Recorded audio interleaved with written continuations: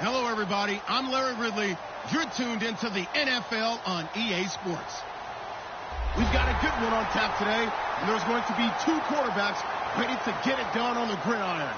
It's Breeze's Saints going up against Bortles' Jaguars. The opening kick is straight ahead, so it's time to turn it over to my colleagues, Brandon Guyton and Charles Davis with the call. Gentlemen. Thank you very much, Larry. We are here on a beautiful afternoon for football. Coming up, we've got a good matchup on tap between the New Orleans Saints and the Jacksonville Jaguars.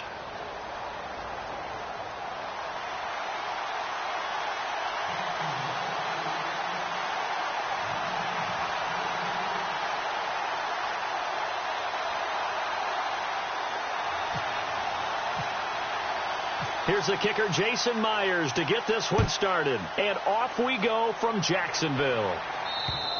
And this will not be returnable. It's out of the back of the end zone for a touchback.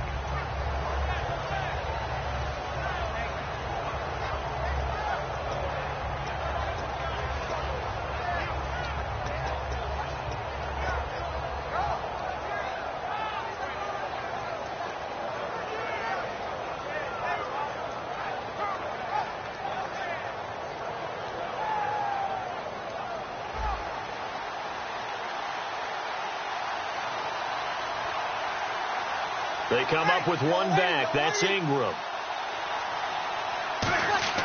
Throwing on first down is Breeze. He goes underneath to Ingram. And they'll take him down at the 31-yard line. It's a gain of 6 on the play, and that'll make this a second down. I like it. I like it. I like it. Get everyone involved in the passing game, and you know you can create those great mismatches throwing it to your guys out of the backfield. And on the first drive, that can also help establish some rhythm, right? I think so. It gets everyone involved. They feel like they're part of it and really gets them amped up as they go forward. Now Breeze. He's got time in the pocket. He's going to rifle one deep left side. And incomplete there. A nice hit. Jars the ball free and brings up third down. And a very good offensive unit here. One of the reasons they're so good.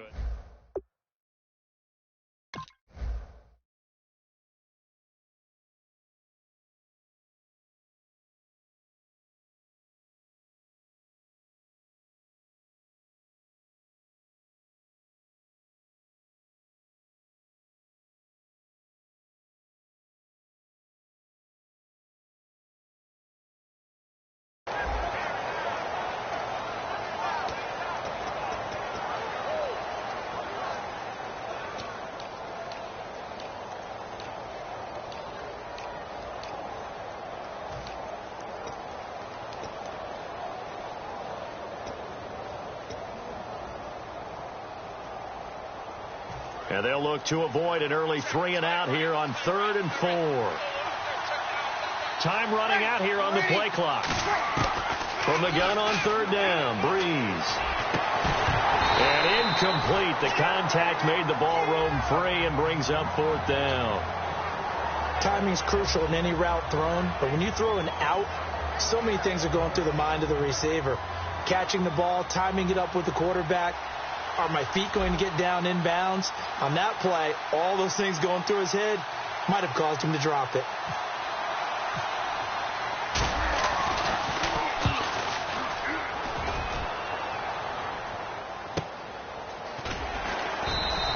.47-yard punt, a return of 4. And possession will switch hands, 1st and 10.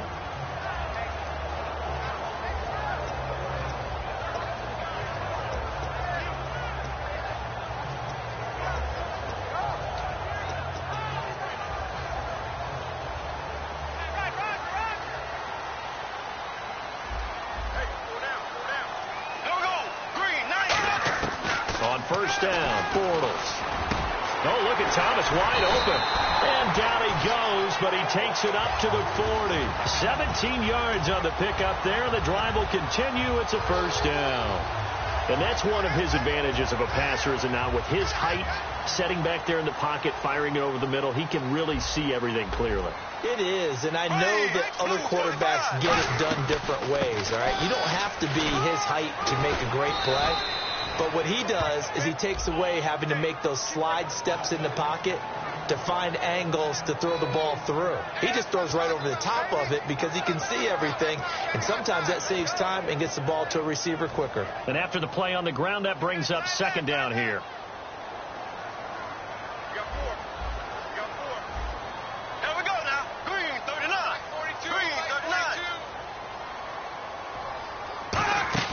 They go play action for Yeldon. Now it's Bortles. And the hook up here to Allen Robinson. Look, the raw numbers of everything doesn't always tell the tale. Allen Robinson caught 80 passes in 2015, 73 in 2016. But the yardage was a big difference, about 500 yards off. Yards per catch way down. 1,400 last year in the season that just finished 883. It's interesting how that worked out. Explosive plays, always the goal of the NFL. Not enough of them for Allen Robinson in 2016. And he's going to get this inside the 30. Give him 12 yards on that one. It earns him a fresh set of downs. I know exactly what's going to be said about that play from the defensive perspective. What's that? That's why I tell all you guys we need more than one tackler to the ball. He broke the first tackle. Luckily enough, there were more people there to get him down. Clock rolling as we hit the midway point of this first quarter.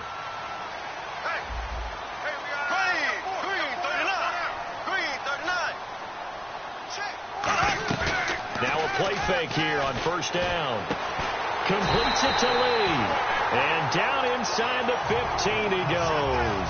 15 yards through the air and a first down. Well, for teams that like to play man coverage, running corner routes can be tough on them because of the ability of getting into it. Sometimes you're squaring it off. Sometimes you're just rounding it. Sometimes there's a fake. Sometimes there's not. That makes it very, very difficult for a DB to stay with it. A first down carry now for Yeldon. And he's swallowed up right near the line of scrimmage. Just a yard on the first down carry, so it's 2nd and 9. And here now, New Orleans defensive unit. From day one in the NFL, Jarvis Byrd has been an interception machine, and now he's added excellent tackling and range to his game.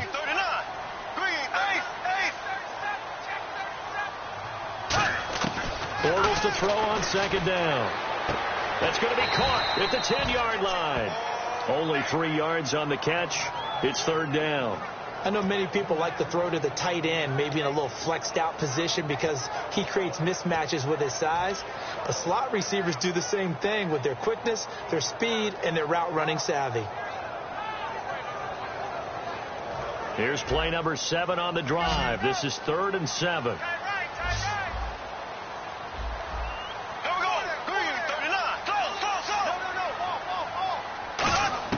Throwing his Bortles on 3rd down. And he couldn't hang on to it through the contact. Incomplete. Slants are so tough to cover because everything happens so fast. But sometimes it happens too fast for the guy catching the ball because all of his movements have to be quick off the line of scrimmage, and then all of a sudden the ball's right on top of you. And maybe he got a little bit ahead of himself there. Yeah, a lot of times coming in with good pace, and he dropped it.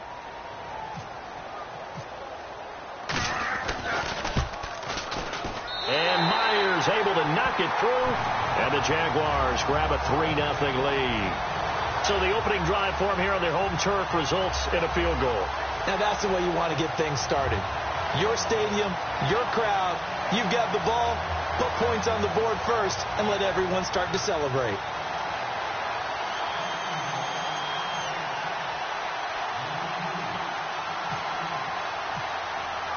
Myers now converted on the field goal try. Now he's on to kick it away. And that'll carry over the back line of the end zone for a touchback. Out onto the field comes New Orleans. And the first drive, 3 and out. Second possession, see if they can get a little momentum. And oftentimes that first drive is just a feeling out process. You have some plays that you've got called and you want to see how defense reacts. It may not go terrific on the first one. Now they're ready to go. They kind of got to look at them, got a sense. Let's see if they open things up a little bit. If they open things up, let's see what the defense does here, too, after a good stop. 2 yards on the carry there. It'll be 2nd down.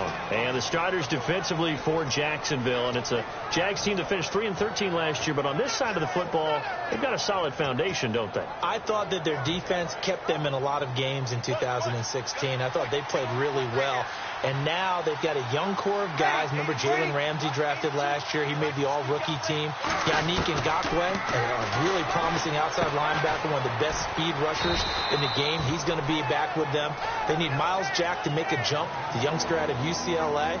But I like, all in all, the core of players that they have defensively.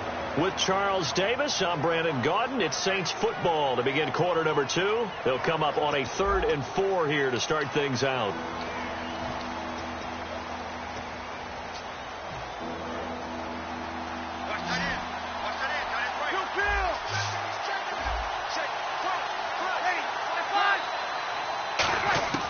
From the gun, it's Breeze. And almost picked off. I guess the good news for them now, it's 4th down. Oh, man, that was close. The opportunity to change momentum, big play, right in his hands, unable to come down with it. A sigh of relief, no doubt, on offense that fell harmlessly to the ground.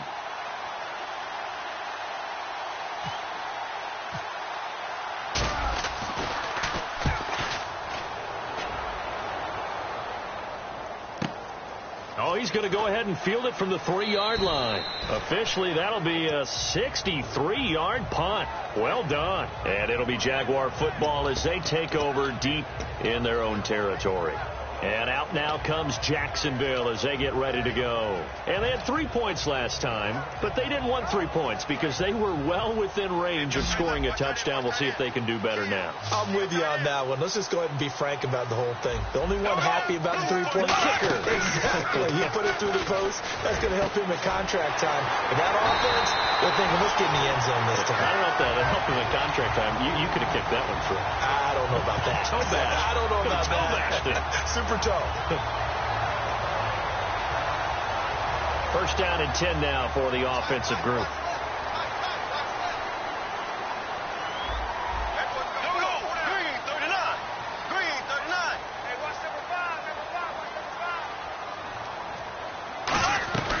They'll run it now out of the gun across the 30 to the 31-yard line. Give them 3 on first down.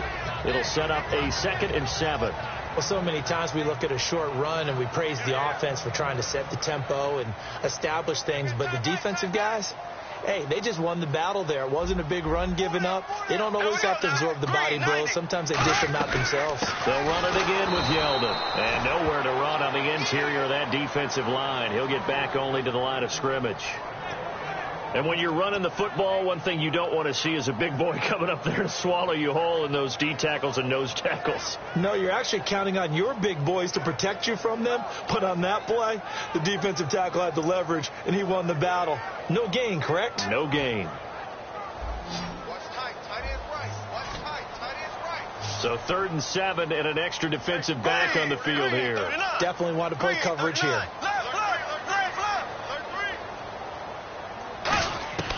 From the gun on 3rd down, Bortles. And Robinson with a big catch. And he's going to have a first down as he's brought down at the 44-yard line. And now the passing game here in the second quarter starting to heat up a little bit. Don't you feel the rhythm starting to happen, right? You see it now. The confidence is starting to rise. I think now as a play caller, because that has happened, you lean on it a little bit more. You don't go totally away from running the football, but you do say, guess what? We can throw it. We can throw it well with a whole lot of confidence. Bortles now on first down. Out to the flat. That's complete to his running back. They hold him to only 2 there on the screen. It's 2nd down. And just in general, Charles, on a play like that, how tough is it for the defense to account for a running back essentially being a receiver downfield? It's very difficult, especially if the running back has skills like a receiver, and you're aware of that before the game even begins. So throughout your practice sessions, you're going to want to be aware of him. Where is he lining up? What can he do? What kind of damage can he do to us downfield? And who can match up with him without weakening our overall defense? You're exactly right. It's a tough task to match up to him. Allen Robinson, the intended receiver. And it's 3rd down.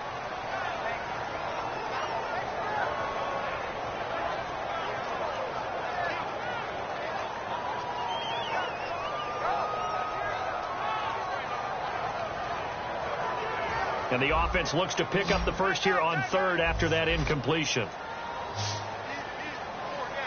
Here we go now. Again, it's Bortles. And incomplete. The contact made the ball roam free and brings up 4th down. So on 4th down, the Jags send out Brad Nortman to punt.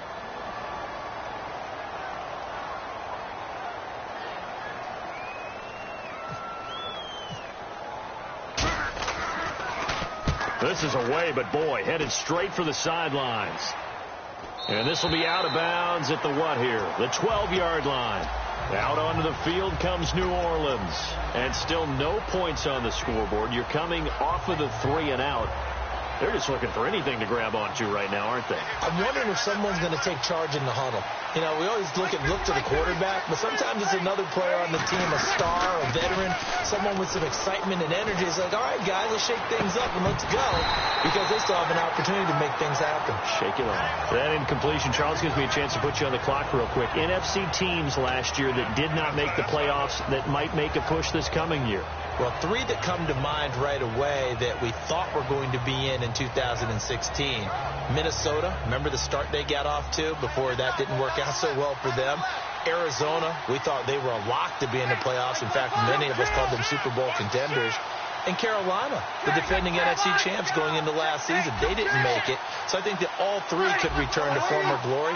I'm going to give you one way off the pace here. You ready? Let's go. The Los Angeles Rams. They get the young quarterback going, and that defense continues to live up to expectations. They can make a real strong push in the West. They've got the D. You're right. They just need the O. And this last year, right around mid-season, it's kind of when Michael Thomas emerged as Drew Brees' favorite target. And he finished leading all rookies, 92 catches, over 1,100 yards. And one of the things I remember most about learning about Michael Thomas last season when I did a Saints game was finding out how much winning meant to him. Multiple teammates talked about after a loss, how upset he was, how much he put into practice getting ready for the next week, and how much he was looking at other guys and wondering, do you care as much as I do? And that's a really big deal for a rookie receiver, and he translated into action the rest of the year. To throw is Breeze. Well, you mind if we go off topic for a second? No, you know go. I like to do that randomly. AFC playoff contenders for this year that didn't make it last season. Who do you have that might get in? Well, I think Cincinnati's got to be considered there. Maybe they'd have an offseason that's calm, and they go into this season and try and get back to the playoffs where they've been perennials. How about Denver?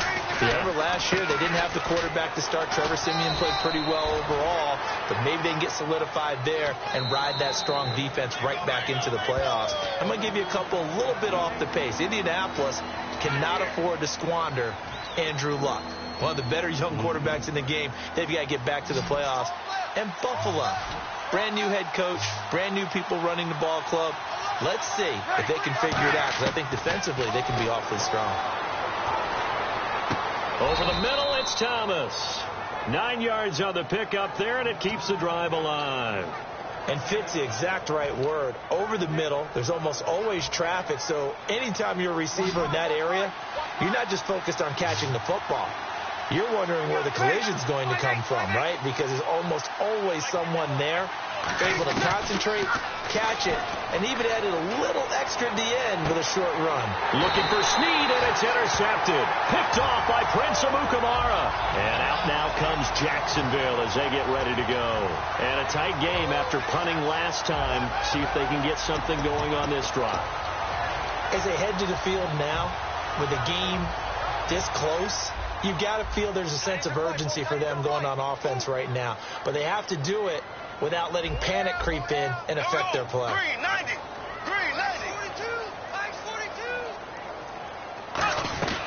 They'll start out on the ground. It's T.J. Yeldon. And he is met at the line of scrimmage, and he goes down right there.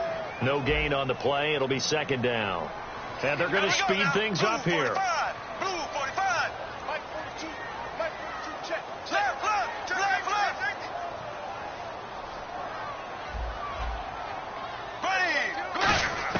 On second down, here's Bortles. And his throw's going to be incomplete. It's always tough for the guys throwing the football when they think they've got a completion and the ball's almost there, and then someone sneaks a hand or two in and bats it away.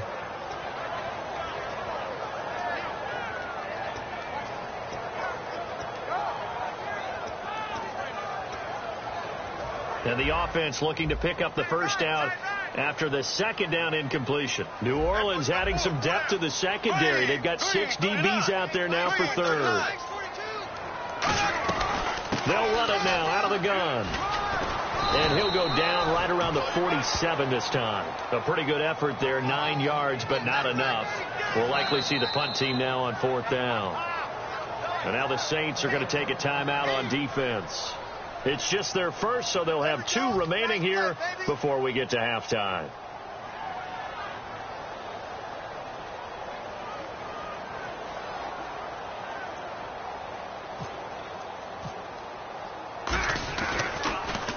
Oh, this is off the side of his foot. And this one sails out of bounds. I think it'll be inside the 25. It will. 24-yard line is where they'll spot it. The Saints coming out now to take the field. And what do you think goes on here in this situation? If you got the football, you're trailing, you're back in your own territory with just a little time. Do you try something? You're thinking about jump-starting your team, right? You just mentioned it. They're down. They're trying to get back into the game. But you got to figure, if something goes wrong, you may have put yourself in a spot where you may not be able to come back in the second half. Managing risk, this is a big decision here. CD, wanted to get your thoughts just on the landscape of the offseason for each of these teams. Super Bowl in the rearview mirror, but so much going on. People look at the draft a lot, but there's a lot more that goes into the offseason for these front offices, is there not? It certainly is, and then even before we get to the draft, you start with the combine, that's held in Indianapolis every year, and you have about 350 of the top prospects coming together to get their physicals and interviews and on-field performance, and all that'll get evaluated along with their game tape. And then you've got the free agents, all right? That starts, I believe, in early March, where now the free agents can start moving around to different teams. So your team's starting to take a little bit of shape there, free agency, because then the draft's coming up. You're trying to put your team together with new draft picks, have everyone start to move in one direction. And then you have the OTAs and minicamps. You get to see them on the field for the first time. And we start to get a better idea of how these teams are going to look when the fall begins. So ways to go here on 3rd and 10. And they're going to go soft on the corners. Now a man who sat out 3 seasons. This is Tim Hightower. And now the Jags going to signal for another timeout. So that means they're down to 1 remaining here as we head toward halftime. Here's Thomas Morstead now as he's on to punt for New Orleans.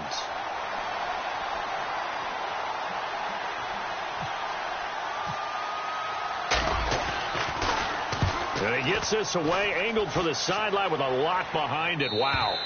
No returning this one. It sails out of bounds, and they'll spot it right at the 20. And out now comes Jacksonville as they get ready to go. And the ball backed way up, so thinking with this amount of time on the clock, probably just sit on it, and we'll see these 2 teams go to the lockers. Yeah, I don't think you want to overthink it in this situation. Either side of the ball. Just go ahead and finish up the half and get on out and talk about it.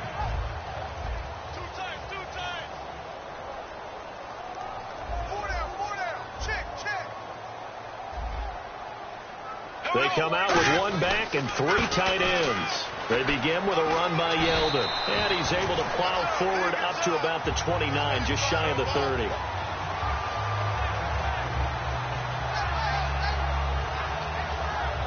Time for a break. We've hit halftime. 2 quarters. Okay, well, so much for the halftime report here. Guy can't even finish his Snickers. We're going to get right to the 3rd quarter. Let me spit this out.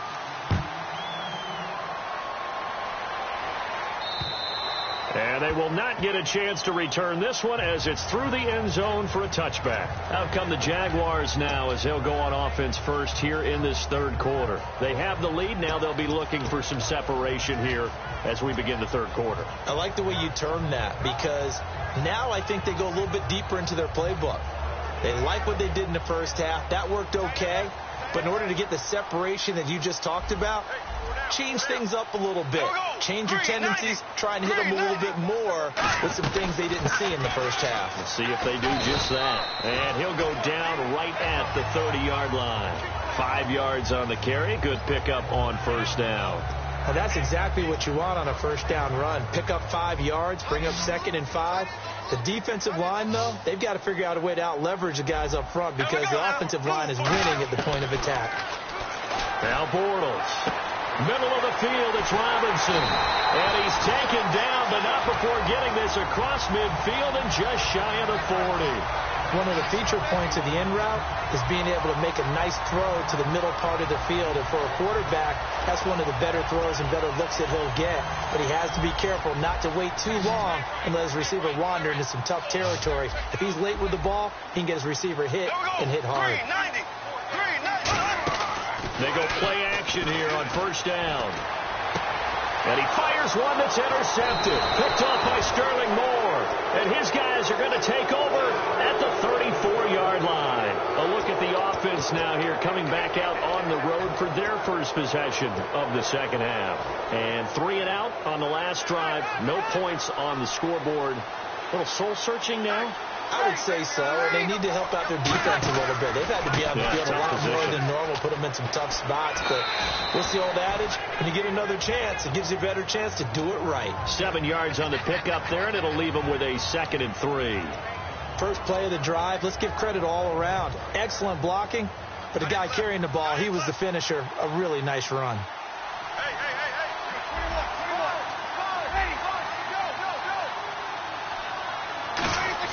Now Breeze throwing on second down.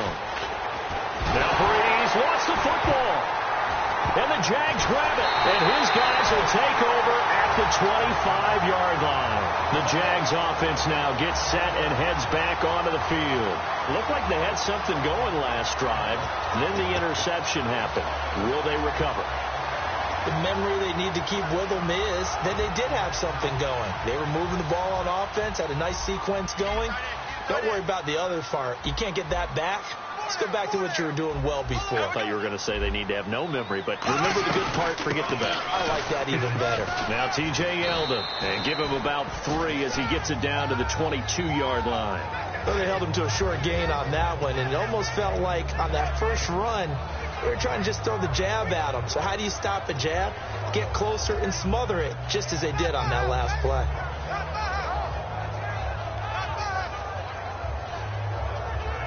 Second down following the run.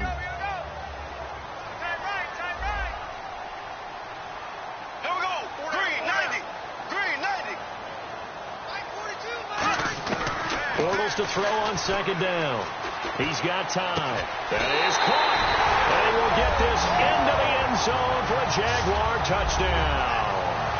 Allen Robinson from 21 yards away. And the Jags take advantage of field position on the turnover to cash this one in.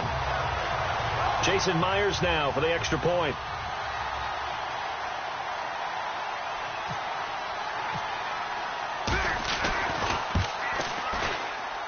It's up and good, and that'll increase their lead to 10-zip.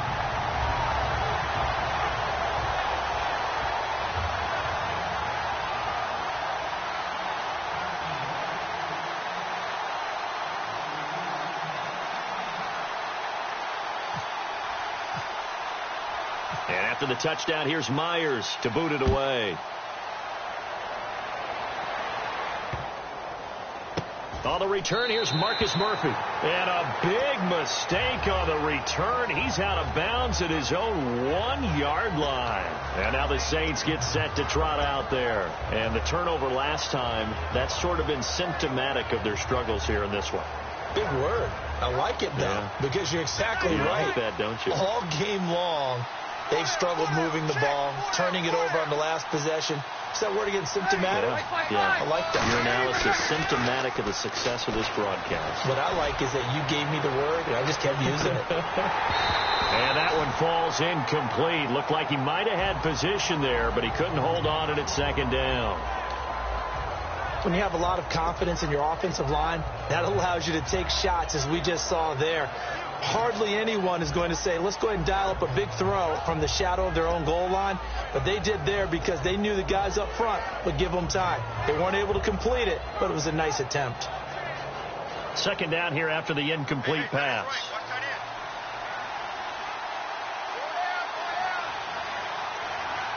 They send Thomas out to the right by himself.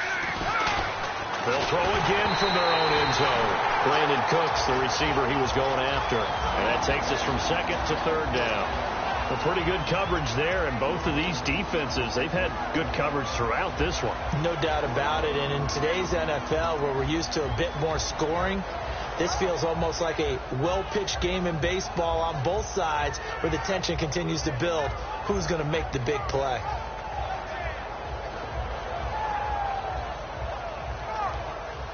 Looks like the defense in press coverage here.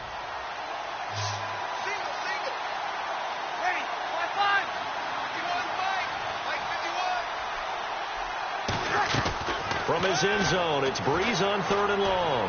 He's going to fire, looking for Cooks, and it's intercepted. Picked off by Jonathan Cyprien. And they're going to be set up in the red zone at the 15. And now out come the Jags.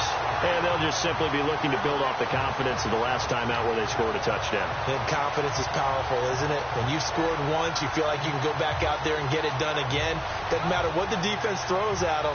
They feel like they're in a groove right now, and they want to get out there and show it. Yeah, hoping to stay in that groove here this go-around. Really nice starting field position here for the offensive unit.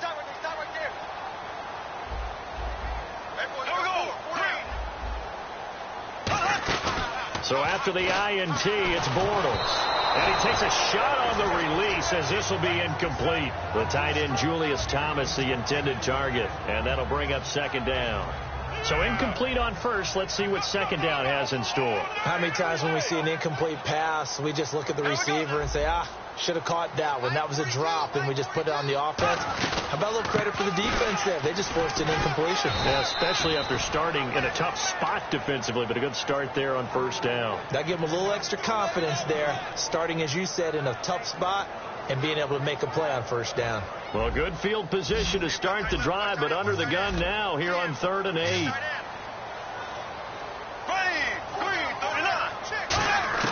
Throwing his Bortles on 3rd down. And this is going to be incomplete. Thomas, the intended target, and it brings up 4th down. So out comes the field goal team now for the 2nd time here today.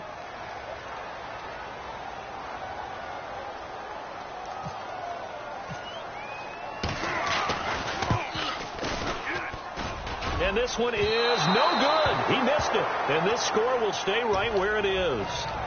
Well, close game, 2nd half. You obviously hate to leave 3 out on the field. Especially in a game like this when you know points are hard to come by. That was one of their best opportunities so far, and they come away with nothing.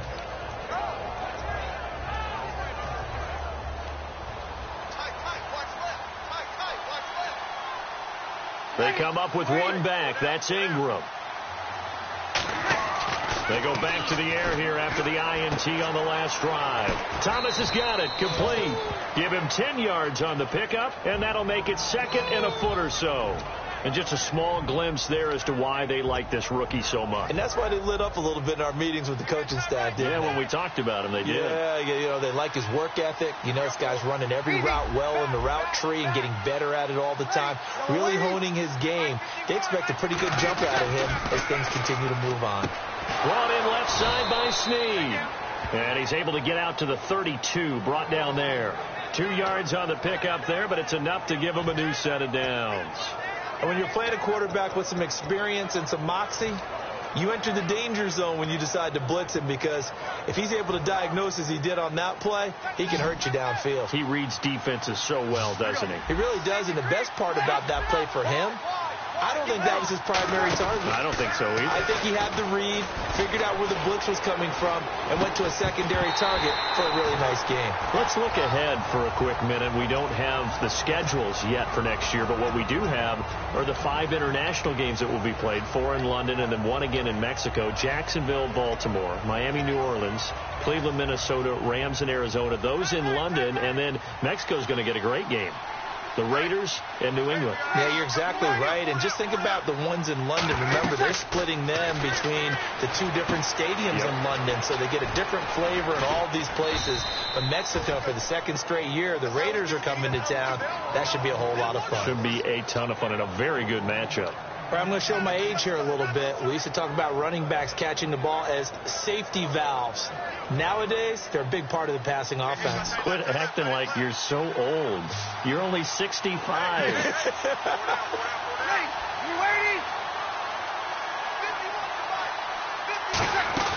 The play fake to Ingram. Now it's Breeze.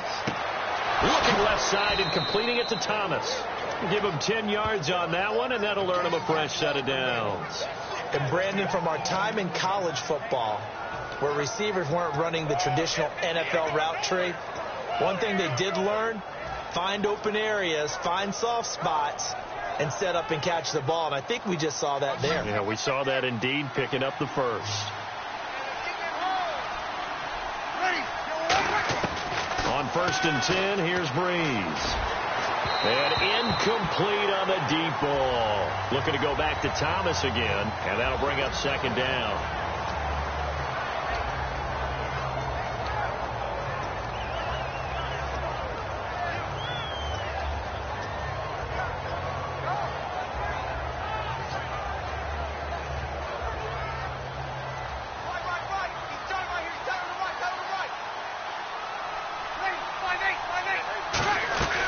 They'll run it now out of the gun.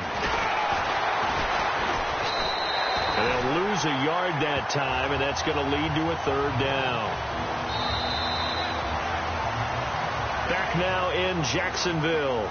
It's the Saints who hold the football, but they're trailing as we begin the 4th quarter of play. 7th play of this drive coming up, but a long way to go on 3rd down. From midfield, here's Breeze.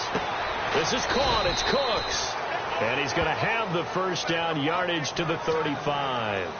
So he makes the grab, and the chains move forward. Nice job by the offensive line, giving them time to complete that 1st down pass.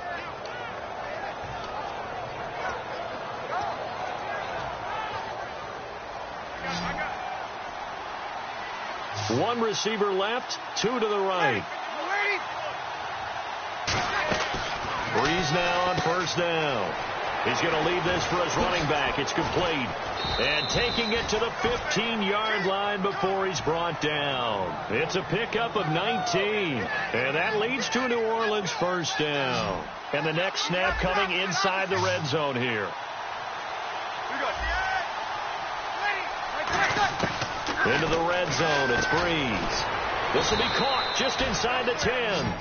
Give him 9 there on the 1st down completion.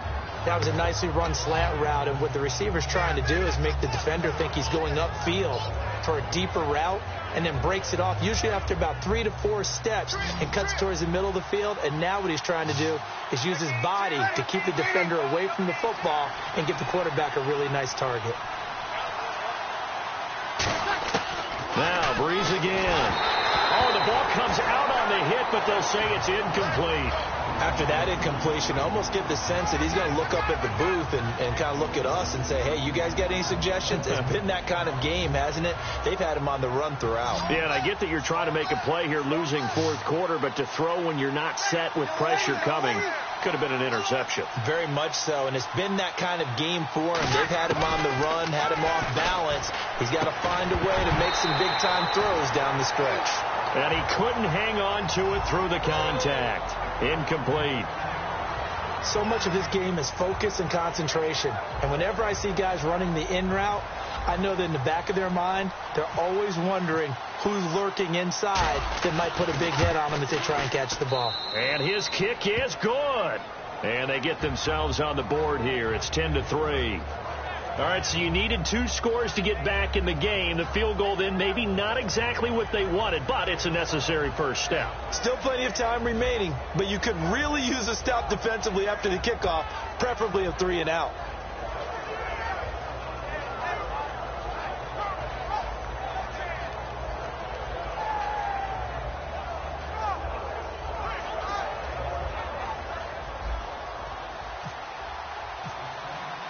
Morstead, the punter, out to kick it off. This fielded at the 2. And not a bad return here. He gets it out to the 25-yard line.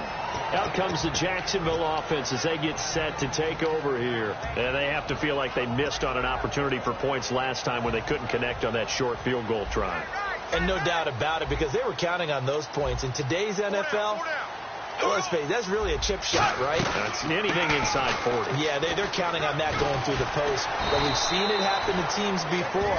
Some of the best kickers in the world can miss kicks like that. Can they come back now and redeem themselves? The fourth quarter here, they've got the lead. They want to keep it on the ground. That's what they're doing. Smart football. Keep the clock grinding. Keep it going.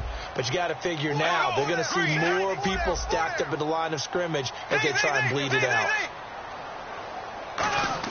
Bortles to throw on second down. And look at this. They get the turnover they needed. It's intercepted. A great read, and it's picked off. And his guys are going to take over at the 31-yard line. Out onto the field comes New Orleans. And they had a long drive last time, but they had to settle for a field goal, and I'm sure that's how it felt to them, settling. They probably should have gotten in the end zone. Yeah, not out-and-out joy, right? Because that's what you get when you put the ball in the end zone.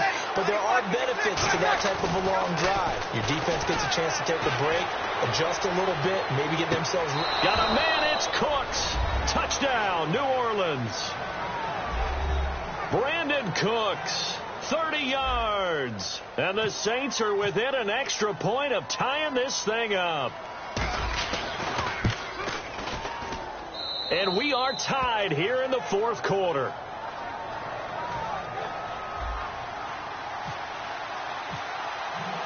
Set to go now with the kickoff. These two teams all even again as we continue in this wild fourth quarter. This fielded at the 2. And he'll get it up past the 20 to the 22-yard line. The Jaguars offense now heads back onto the field. And following the interception, we'll see what they can put together on this drive. I can hear my old college coach right now. He always used to tell us before every game, the team making the fewest mistakes will win. What they're hoping is that last mistake is their only one of the game. Coaches, that's all they talk about, turnovers, right? Minimizing those and maximizing opportunities. And he is going to lose yardage here. It's a loss of 2 there, bringing up second down. Man, wasn't that long ago that the guy playing that spot was an outside linebacker type of a guy. Now, as a defensive end, how about the speed that he used to get into the backfield and make the play? On second down, here's Bortles. A hit as he throws there, incomplete. Marquise Lee, the intended target. And now it's third down. When defenses get to the quarterback that quickly, a lot of times it's called a jailbreak. It wasn't quite that fast, but fast enough that he had no time to look downfield and set himself to throw the ball. And as he tried to do that, he was hit and it forced an incompletion. Throwing his Bortles on third down. Lee's got it over the middle. They do get 9, but it leads to fourth down. One hallmark of good defenses is understanding the game, understanding positioning, and tackling immediately in the secondary after catches. I think we just saw that on display right there. Got to him before he ever had a chance to think about turning it upfield. Time for a break. We'll come back and see how it all shakes out after this. And whistle blown, a timeout here is taken, and it's taken by the kicking team. It's just their first. They've got 2 more to use here in the final stages.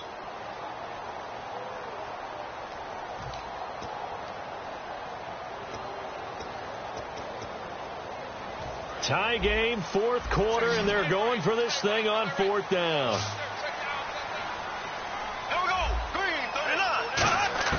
The Jags do snap it. It's Bortles. He goes underneath for Yeldon. And he's going to have the first down yardage to the 35. We always talk about big-time players make big-time plays in big-time moments. I think that fourth down qualified. That was a heck of a throw. So the offense has it first and 10.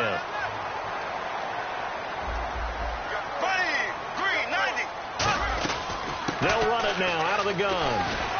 And he'll be brought down just shy of the 45. It'll be a pickup of 10 yards. And that'll bring up a second and just about a few inches here. They're going to hurry back to the line now. On second down, here's Yeldon. And he'll get it out a couple yards shy of midfield at the 48. A gain of 4 that time as the drive continues. Second and inches is oftentimes an invitation for an offense coordinator to take a big shot downfield because he feels like he can come back on third down and pick up the first down. And this is going to be intercepted. A great read, and it's picked off. And his guys are going to get the football at the 37-yard line. Out onto the field comes New Orleans. They need to get this around the 40 on the other side to get into field goal range. Look at the clock, a decent amount of time here in a tie game. What do they do? No panic situation at all. They've got to get a couple of chunk plays, pick up nice bits of yardage. Target the sidelines? Target the sidelines because you want to get out of bounds and make sure that clock stops. Because if the clock stays running, that makes things that much tougher for you. It can always bleed out on you. What's fun to watch is these college receivers transitioning into the NFL and how they grow as route runners. Because a lot of times now in the college game, the spread offenses, there aren't that many routes that they're actually running. Most of the time, they're just trying to find open space and present themselves to the quarterback as easy targets. But in the NFL, you've got to run the entire route tree, and you've got to run it well if you expect to get open.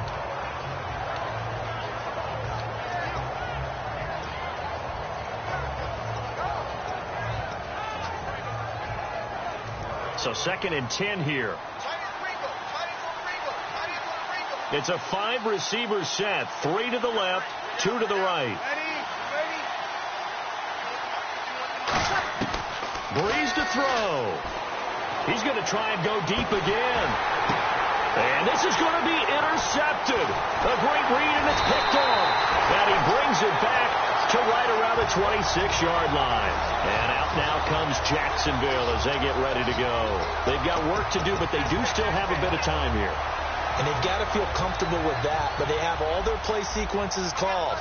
They get out of bounds, that allows them to huddle and call another play. But if they don't, it's hurry up to the line of scrimmage and either spike it and stop the clock or continue to move it downfield in order to try and get in range and win this game. See if they can do just that. A gain of 6 there on first. And quickly they get to the line.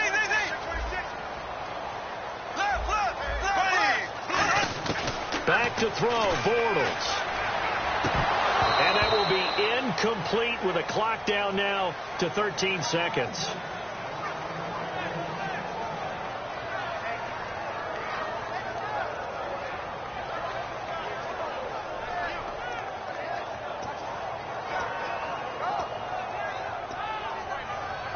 Let's see what the defense dials up here. 3rd and 4.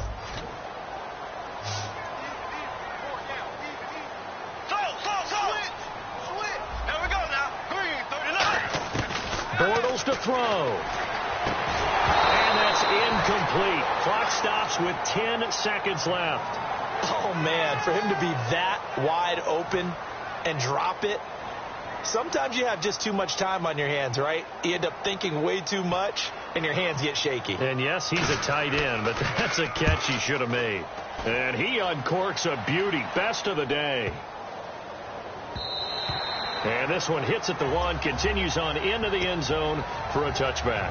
The Saints offense now, they get ready to head back onto the field. Tie game, and barring something incredible here, we're likely headed to overtime. And just a couple of scenarios here to keep in mind. One, if you want to be really aggressive, you do throw the Hail Mary and see if you can get something downfield. What would you do? What I would do is either hand it off inside or more likely I take a knee and let the clock run out. Because if I'm back there trying to throw and a sack happens, the ball comes free, I can lose the game here. If I get to overtime, I can still win it. Let's see if they are in line with Charles Davis.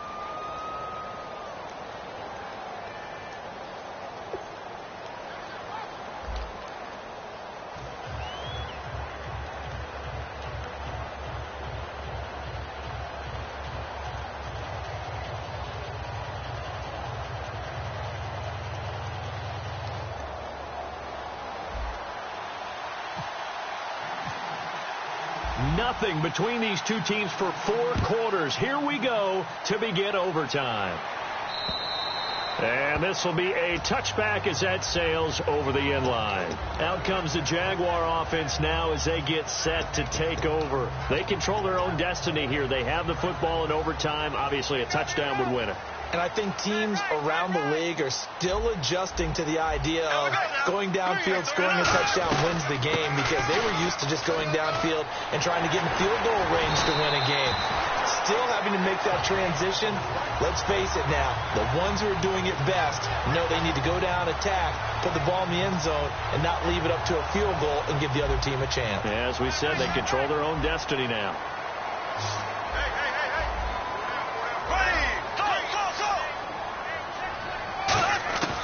First throw of overtime for Bortles.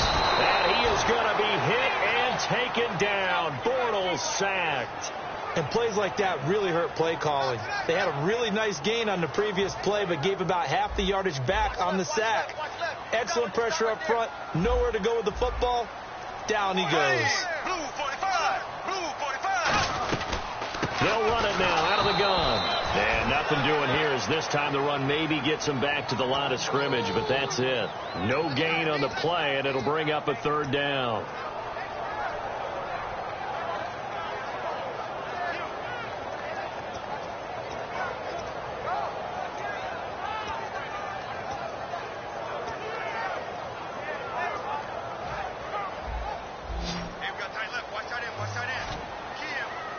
So it's 3rd and long, and defensively not a real surprise there in the dime. Now a first throw here in overtime. Oh, and it's intercepted. Picked off by Sterling Moore. And his crew will take over at their own 45-yard line. Now the Saints, they trot their offense out here. Their defense did its job. Got the stop. All they need is 3, and this is over. Couldn't have done much else other than score themselves and end it. But they turned it back over to him, and now all they need is a field goal to win the game. An excellent job by the defense. Can the offense finish things off? Part 1 is done. Now part 2. Throwing now is Breeze. Left side and caught by Flainer. A good pickup there. 8 yards on the first down completion. Seeing that play and understanding just how tough it is to cover tight ends, especially the ones running around the NFL nowadays, makes me glad I didn't make it in that league. I would have had a really difficult time. But now you get to sit up here with me. Yeah, and that's fun, isn't it? And what a really nice game right there on first down for them. Brings up a nice second down for them.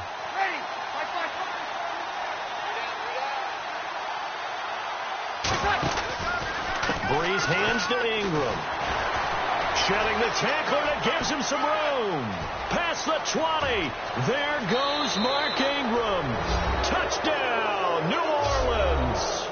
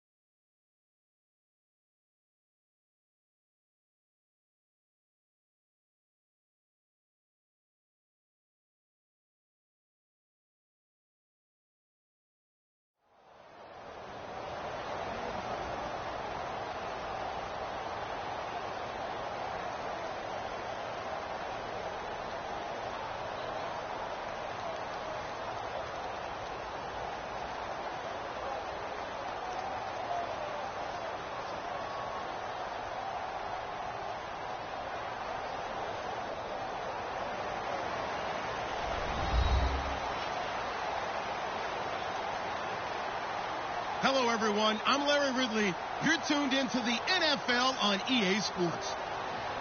Two teams will need their quarterbacks to step up and lead their offenses on the gridiron today. It's Brady's Patriots going up against Breeze's Saints.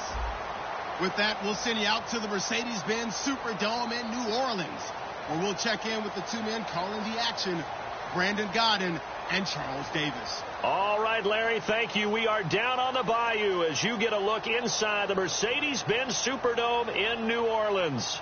Coming up, we've got what should prove to be a good one between the New England Patriots and the New Orleans Saints.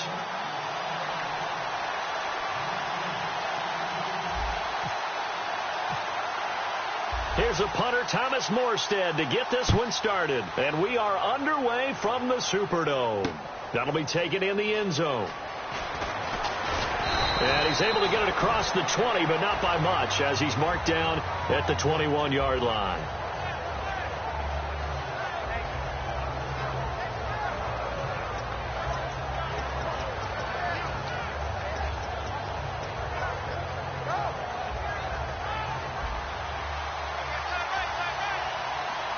And the D looking like they may blitz. Brady now on first down. In trouble here, and down he goes. Back at the 8-yard line. Sheldon Rankins coming hard that time. He's able to run him down for a loss of 12.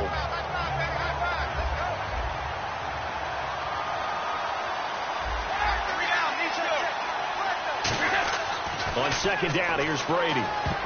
Throwing over the middle, and it's incomplete. Julian Edelman, the intended receiver, and it'll bring up third down.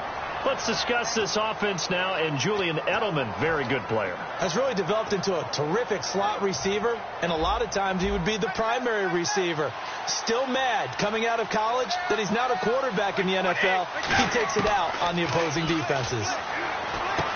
The throw left side, complete to Hogan. It's a gain of 11, but they're still well short. It's fourth down. Okay, look at this. The punt team nowhere to be found. They're on the sidelines. Offense going to go for this on the opening drive. Here we go on fourth down now with Brady. And it is incomplete. A surprising move here on the opening drive of the game. And the Saints are going to get it back and in great shape. And, partner, I'm not really sure what in the world they were thinking on fourth and long there at this stage in the game. But you think social media may be firing up a little bit right now? Oh, the coach is trending right now. All right, there's no doubt about it. People are wondering what that decision was. But it takes me back to a number of years ago. A very successful coach in the... And he is into the end zone. Touchdown, New Orleans. Brandon Cooks. A 20-yard touchdown. And the Saints have taken the early lead. As a former DB, you might not like to see that, but from a wide receiver's perspective, those are the plays they dream of. Correct on both counts. All right, because once he took off, I mean, let's face it, that should have been done in Big Sky Country. Aren't any speed limits out there? And off he went. Glad I wasn't the one trying to chase him.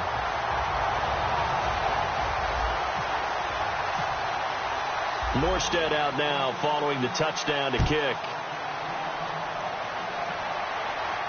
That's fielded in the end zone. And a pretty good return here. He'll be stopped just shy of the 25 at the 24-yard line. Here come the Patriots again on offense, the Super Bowl champions. And, boy, they have been able to do it a lot of times, Charles, with unsung heroes, haven't they? Look at the names that led them through the playoffs. Hogan, White, Lewis, guys you just wouldn't think of. Yeah, Deion Lewis, a fifth-round pick, 3 touchdowns against Houston in the divisional round. Chris Hogan, undrafted. He ends up having 180 yards in receptions, including 5 plays of 20 yards or more against the Pittsburgh Steelers. And how about James White, a 4th-round pick out of Wisconsin?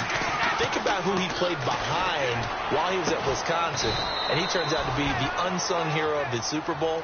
Would have been the MVP if it wasn't for Tom Brady. And you mentioned James White at Wisconsin. He was behind who? Melvin Gordon and Monte Ball, right? That's correct. Throwing on first down is Brady. Trying to squeeze it into Edelman, and it's intercepted. A great read, and it's picked off. And his guys will take over at their own 44-yard line. Out onto the field comes New Orleans.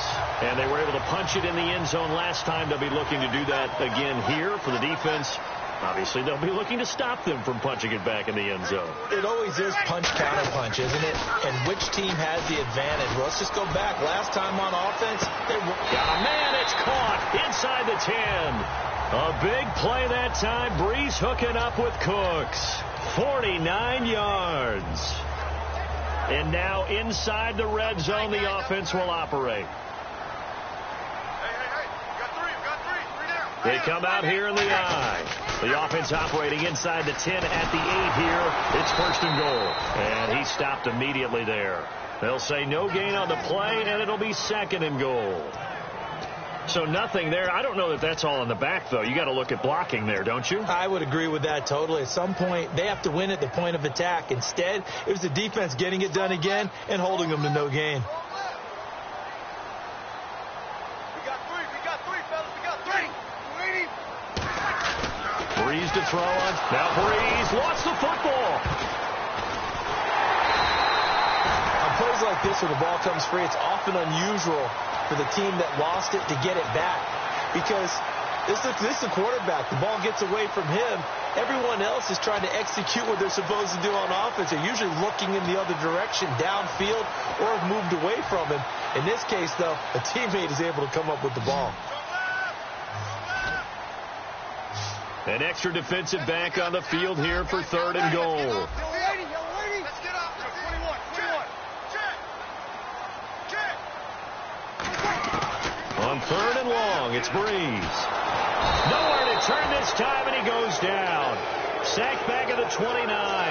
I remember when I was a kid and all I wanted was a nickel so I could get that soda down at the fountain. And guess what? The nickel came into play well. 5 defensive backs. They covered well. Allowed for the sacks. Sodas were a nickel when you were a kid? No, I just needed the extra nickel so I could pay the proper price. Okay, how much were they? A dime? What were they? 15 cents. So as it turns out, that sack does not wind up costing him, at least in terms of getting points. They get 3. Yeah, once you see your quarterback go down the backfield, you think, uh-oh.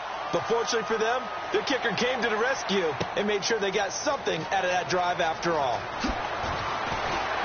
And the decision to bring it out is going to cost him about 7 yards all told, as he's taken down back shy of the 20. Okay, partners, New England comes out here to take the field on offense. This is such an interesting story, how they've been able to do it year after year after year.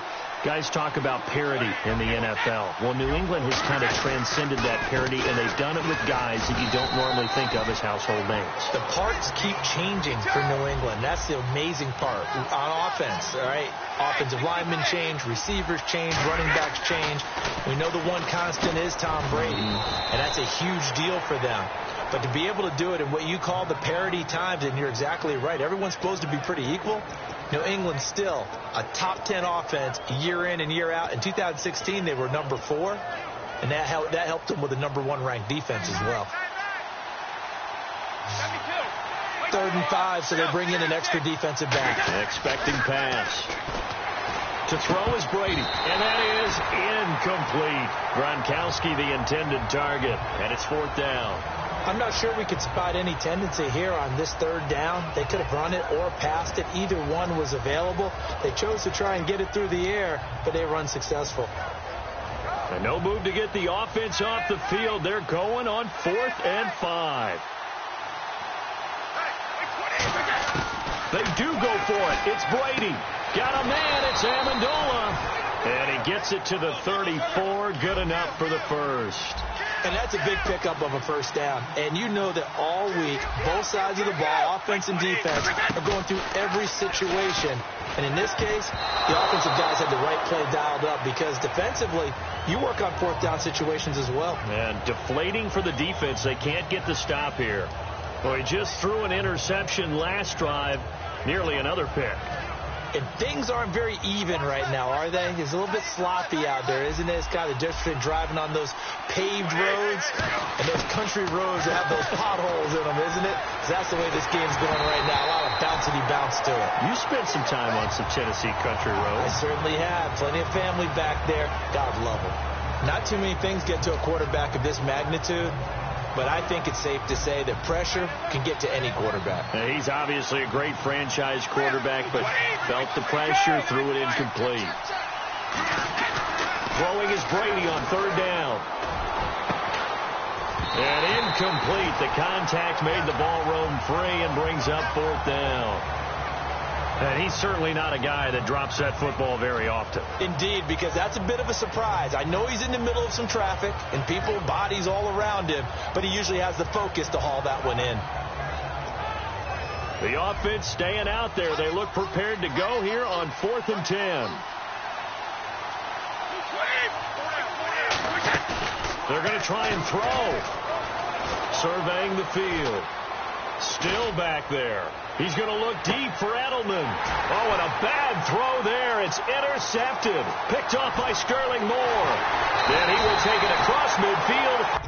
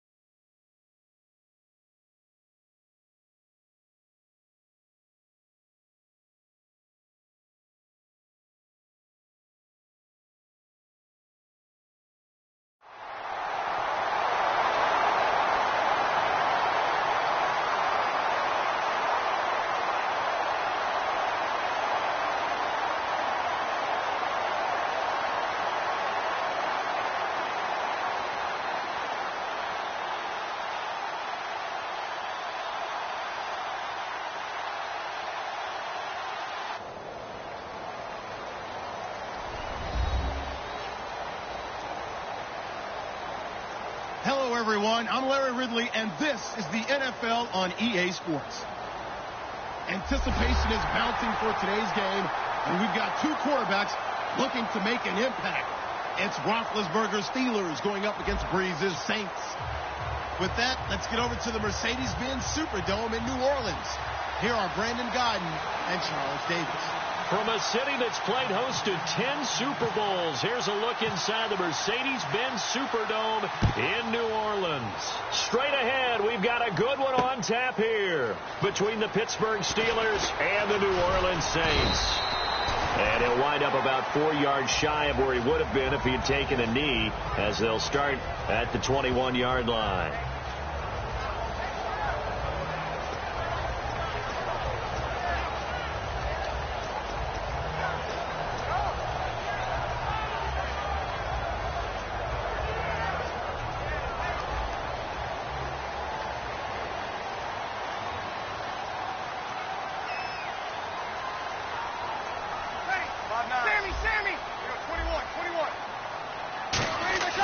They go play action here on first down. Oh, he's going to take a shot right away. It's caught inside the 25. And he takes it down deep into Pittsburgh territory. So the defense blitzed. A nice job picking that up, completing the pass. And how in sync was the quarterback in his center on that play? They saw the blitz, made the appropriate calls, got the line engaged, because now they know there are going to be extra guys coming at the quarterback, so they got their assignments down pat and kept them away from him, and he's able to step up in the pocket and fire one now for a really good strike. Breeze gives it up to Ingram.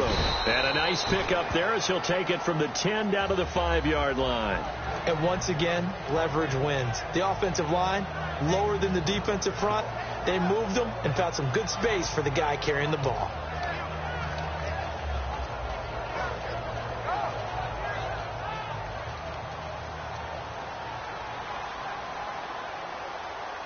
Here we go.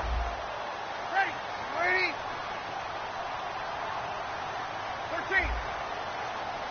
Ready. Here we go. Ingram again. Call it a gain of 4 there, so it sets up a big play here. 3rd and a yard. And a lot of the weight of this offense falls on the shoulders of the running back. That's because the offense knows if they give him any openings, any opportunities, he can turn it into a big play at any time. They'll try to run for the first with Ingram. And this one will wind up with him losing yardage back to the 4-yard line. It's a loss of a full 3 yards, and it brings up 4th down.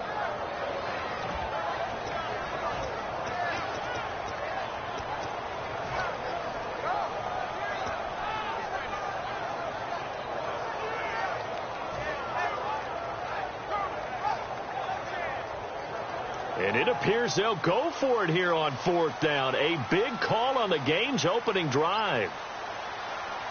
Ready? You waiting? Easy. They'll need to get the play off quickly. Now with the play clock down to 2, we're going to get a timeout here. They'll have 2 remaining as we step aside here in this first quarter.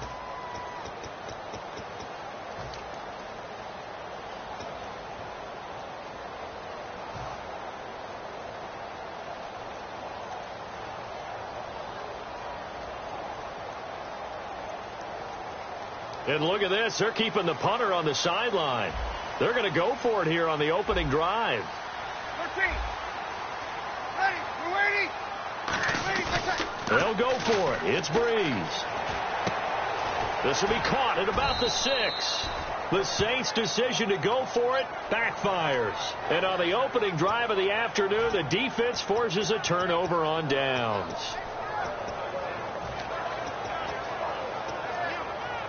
And not great starting field position here for the offense.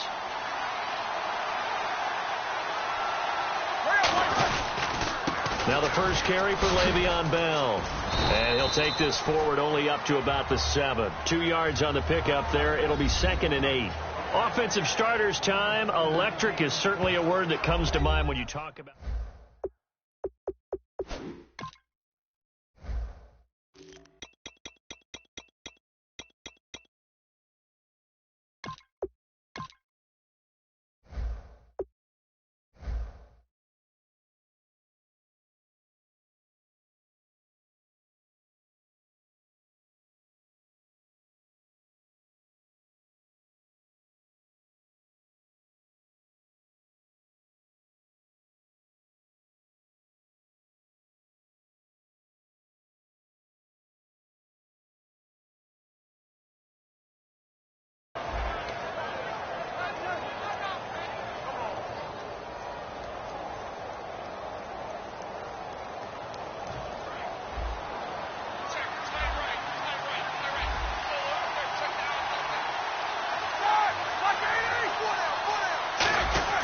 Now Roethlisberger to throw on 2nd down. And it's complete to Ladarius Green. And brought down, but not before they're able to get it up to the 25. He goes for 18 there as the drive will continue. And the game just keeps evolving. Big guys running those corner routes, so difficult to cover.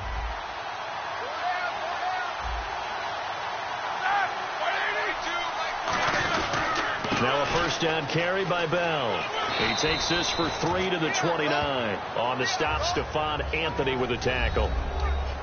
And now a look at the Saints starting defense. Cameron Jordan is another one of those versatile defensive linemen that you can play all up and down the front. Whether he's playing tackle or end, he knows how to make plays.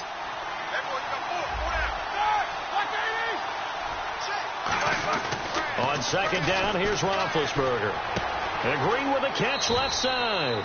It's a 9-yard gain, and it keeps the drive moving. Partner, it's a lot of fun watching the NFL now, isn't it? Because when the big fella runs routes, it used to be when we were kids, he'd run about 3 different routes, and that was it. Now he can run anything and catch the balls we just saw there. Now a play fake here on 1st down. He couldn't quite hold it. Got hit. Ball pops out, incomplete.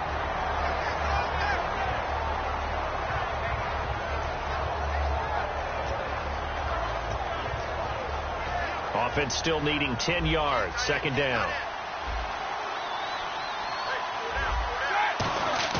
Again on 2nd and 10. It's Roethlisberger. This is caught by Antonio Brown.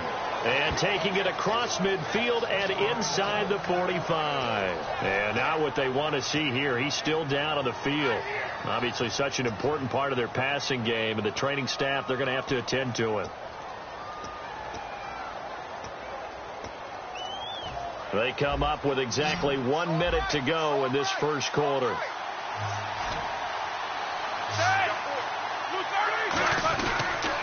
Now they'll try to sweep with Bell. And some room to roam now. And he'll get this one down near the 20-yard line. And a nice gain of 21 yards.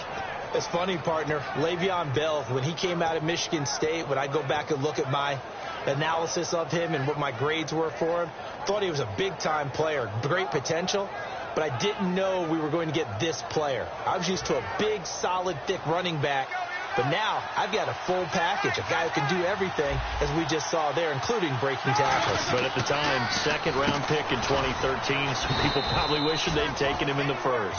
7 yards, the pickup on the pitch and catch. Some think that teams really won't throw a slant route unless you have a receiver that has a lot of stature to him. But sometimes the little guys, they get lost in there. People can't really locate them, and they run that quick cut on the slant, and oftentimes they can turn it into big plays. Back with Charles Davis, Brandon Gaudin. It's Steeler football to begin quarter number 2. They're looking at a second and short yardage to start things out.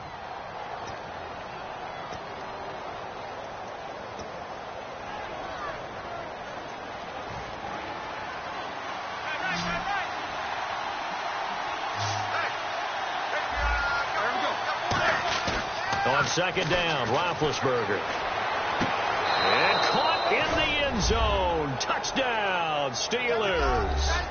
Ladarius Green, a 15-yard touchdown grab. And the Steelers are able to strike for 6. Chris Boswell now for the extra point. No, he missed the PAT. No good on the extra point, so a letdown there. And this will stay a 6-point ball game.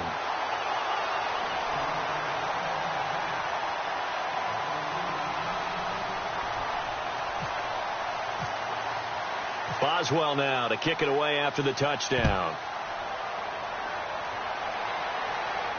This is fielded a couple yards deep. And he'll take it back to about the 19-yard line. Out onto the field comes New Orleans. And last time, they had it 4th and goal, rolled the dice, didn't get it. Now they've got to put that behind them, try to put together another drive. Yeah, simple. A tip of the cap, a nod of the head to the defense. Congratulations, you got us last time. But you didn't hold us the whole time. We got down to position. We were able to be in position to score. Let's go ahead and attack again. Continue to have that kind of confidence. Not worry about the one play that didn't allow them to get into the end zone. And this time they'll be trying to get it into the end zone. We'll see what they do. And Charles, I know Ryan Shazier, who made that tackle, a youngster you like a lot. I love him, and I liked him a bunch coming out of Ohio State because the more this game leans towards speed and less on bulk, that's where Ryan Shazier excels because of his ability to run down plays. If anything goes away from him, he'll chase it. A lot of the time, he can run with tight ends, running backs downfield, and pass coverage. That only helps his outside linebackers like James Harrison and Bud Dupree get to the quarterback. It'll be a gain of 2 on the play, but they'll remain a few inches short here with 3rd down looming.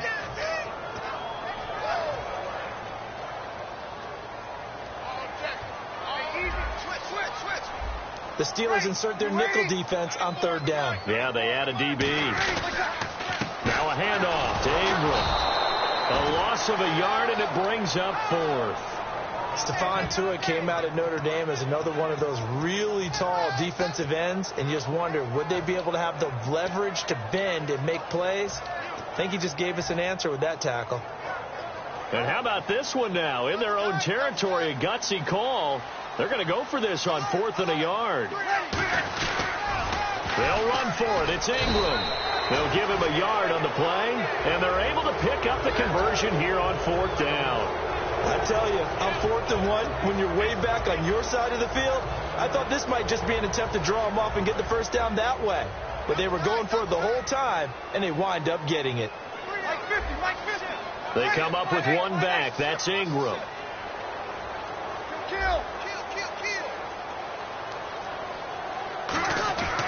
Breeze now on first down. Over the middle, it's Thomas.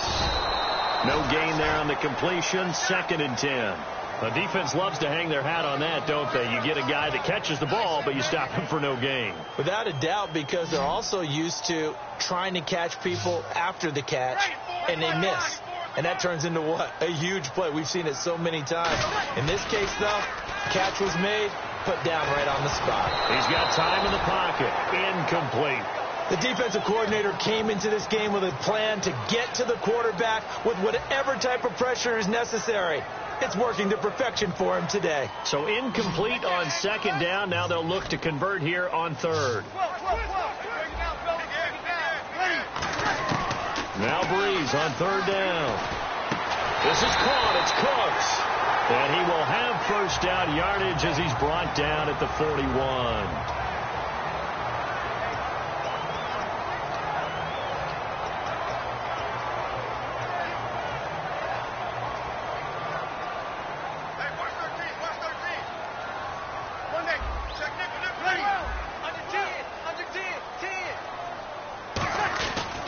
They run. It's Mark Ingram. And not much there at all. Maybe a yard up to the 43. Bud Dupree, a former first-round pick, in on the stop.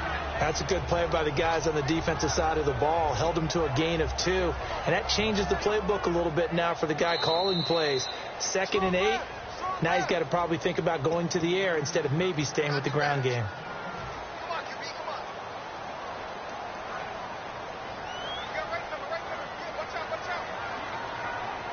They'll come out in the pistol.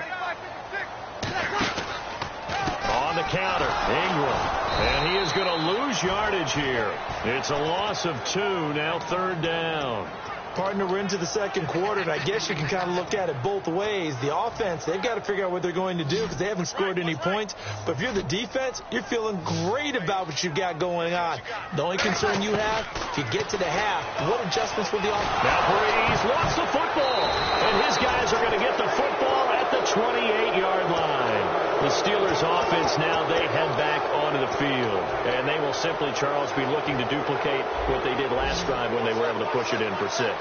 And they hope it'll be that easy, right? To be able to take exactly what happened before, replicate it. They may have to make a few additional changes along the way because I'm sure the defense will make some adjustments, but they've got to have great confidence having scored the last time out. 5 yards left for the offense. It's 2nd down. Now Roethlisberger to throw on 2nd down. And he's just going to throw this one out of bounds here. Nowhere to go with it. Incomplete. Whether they deserve credit or not, the defense is going to take credit for that incompletion because it always feels good when you slow down an offense. They had great starting position to begin the drive, but now they look up at a 3rd and 5. From the gun on 3rd down, it's Roethlisberger. Got a man, and he hits him in stride. And he will have the first down before he's tackled at the 12. Would it be safe to say that as precise as routes are supposed to be run in the NFL, maybe they're not quite as precise in college ball? That's accurate, yeah. And I think we saw a college route in the NFL there. Just find the soft spot, find the dead zone, and find the first down. And that's what he just did. They'll throw on first down with Roethlisberger. Goes underneath for Bell. Call it a pickup of 7, and that'll bring up 2nd down.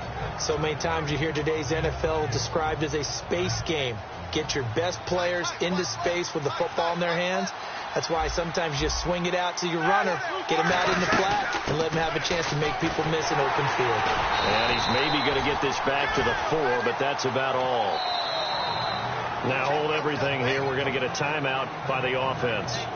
It's just their first, so they'll have 2 remaining here before we get to halftime.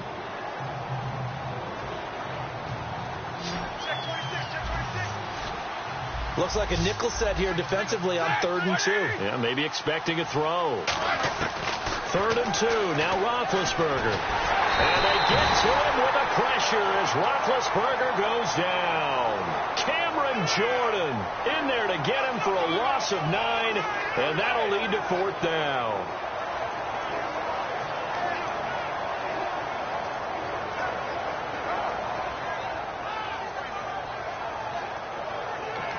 Now whistles come in. We're going to get a timeout here by the offense. So as they take it over, we step aside. So 3 seconds here remain in the half. On is the field goal unit to see about getting 3 points. And Boswell's kick is good. So we've hit intermission. It's halftime. This is the NFL, and it's a presentation of EA Sports. So both teams have their marching orders, and we'll get going again here in quarter number 3. That'll be taken in the end zone. The Steeler offense now with a football first here to begin the third quarter. They have the lead. Now they'll be looking to extend that lead. And this is where I enjoy talking about one of my favorite subjects, tendency breakers, or counters as I also like to call them. You've done things in a certain way in the first half, and they've had ability to see what you've done. They're going to make their adjustments. So guess what? You adjust yourself and try and stay ahead of the pace because you are looking for some separation in this ball game. The adjustment to the adjustment. Without a doubt. Show them one thing, hit them with something else. They go play action here on first down. And they're not able to hook up there. Incomplete. Receivers work all the time on making sure they catch the ball, haul it into their bodies before they turn and run. A little bit of loss of focus on that play. So they're still at the original line of scrimmage here. 2nd down and 10. 2nd and 10 now. It's Roethlisberger. It's complete to Brown, right side. And he eventually goes down, but not before reaching the 30-yard line. Similar to a slant, it's all about timing when you're throwing a crossing route. Quarterback and receiver have to be in sync, and when they put it on them just right and catch it full speed, running through a defense can often result in a big pickup of yardage. Here's Roethlisberger to throw. And he'll be hit as he releases it, and that'll fall incomplete. It's always tough trying to keep your guy upright when he's trying to throw the football. When you're dealing with those big, bad guys on the defensive front, it's even tougher. And this time, those guys on the opposite side won the battle, getting to the quarterback and knocking him into an incompletion.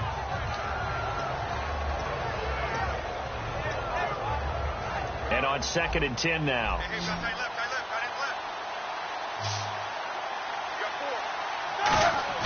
A fake to Bell. Now it's Roethlisberger. That is caught right at the 10-yard line. And he's taken down, but not before reaching the 10-yard line. I think one of the underrated aspects of Ben Roethlisberger's game is his ability to actually throw the football. We hear so much about his movement and escaping the pocket. Ben can step back there and fling it, and Antonio Brown is usually there to catch it. We've really seen their chemistry develop, haven't we? Yes, we have, and it's been really, really fun to watch. And he'll get about 4 there as he takes it from the 10 down to the 6. So that run gets him about halfway home. Yes, now 2nd and goal. The end zone beckons. It looms. They can do whatever they want. Full playbook. Run it again, or they can go play action and try and put it in that way. On 2nd down, here's Roethlisberger. And not only did he drop it, he dropped it in the end zone. After all the preparation, all the practice, a play like that will absolutely break your heart. They had everything they wanted, just unable to complete it. In the end zone, a big-time drop.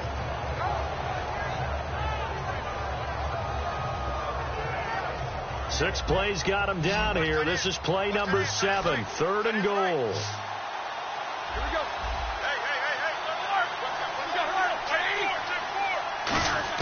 On 3rd and goal, Roethlisberger. Now being hit, and he lost the football. It's loose. I'll call it luck or skill, whatever the case is. They're feeling good about just keeping the football there.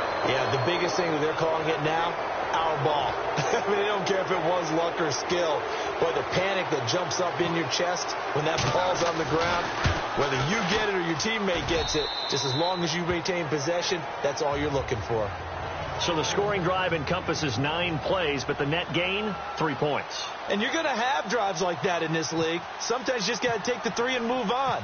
Always better than nothing. After the successful field goal try, here's Boswell to send it away. That's fielded in the end zone.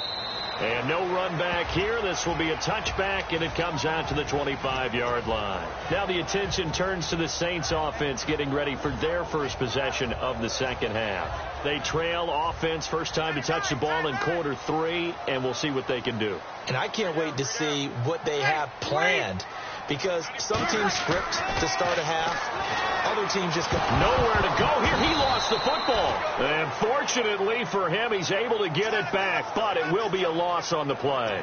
Well, that was a big oops right there. But how about his ability to correct it? Loses the football, able to get it back himself. Yeah, pounced right back on it, keeps possession. A near turnover, but the offense recovers it. Now they'll try to regroup on second. Kill. Now Breeze throwing on second down. It's caught left side by Cooks. A good pickup there, 13 yards as they get closer for third down. Short of the sticks after that completion, and now it's third down for this offense. Ready, kill. Here we go. Now Breeze. Oh, it's a screen pass. That's complete. And the screen only good for 3 that time, and it'll bring up a fourth down. They dialed up the screen pass on third down, and for a second it looked like it was all going to come together, and they had a chance to pick up a first down, but the defense got there and finished it off. And how about this one now? In their own territory, a gutsy call.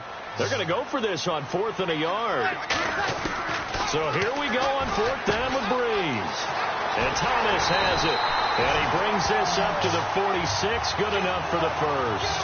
It'll be a pickup of 12 yards. And on 4th down, they're able to convert and move the sticks.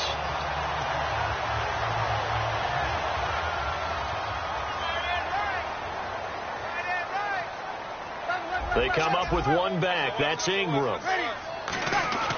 Breeze now on first down. He throws and he hits the slant route to Thomas. A good pickup there. 8 yards on the first down completion. Simple slant route, and part of a really nice hard throw by the quarterback. Nice timing between the quarterback and the receiver. They were perfectly in sync, and he put it right on him on the inside route. Here's Breeze. He's going to walk. Now a clash of bodies here, and it's intercepted. A great read, and it's picked off. And a big turnover there as his guys will get the football back. And Pittsburgh getting set to take the field. And they're not going to play this conservative, I don't think. They had the field goal last time, and they're up, but they're looking to put a drive in the end zone. Oh, I agree with you totally. No one goes out on the field and says, all right, let's just settle for 3, except in certain situations, trying to ice a game, that sort of deal. Most of the time, it's end zone, and that's what you're thinking, and I believe that's exactly what they're thinking as they begin this one. Yeah, no quarterback ever goes out there saying, hey, let's get 3, right? Not one that I've ever met. Back now here live in New Orleans. It's Steeler football, and they have the lead as well as we begin quarter number 4.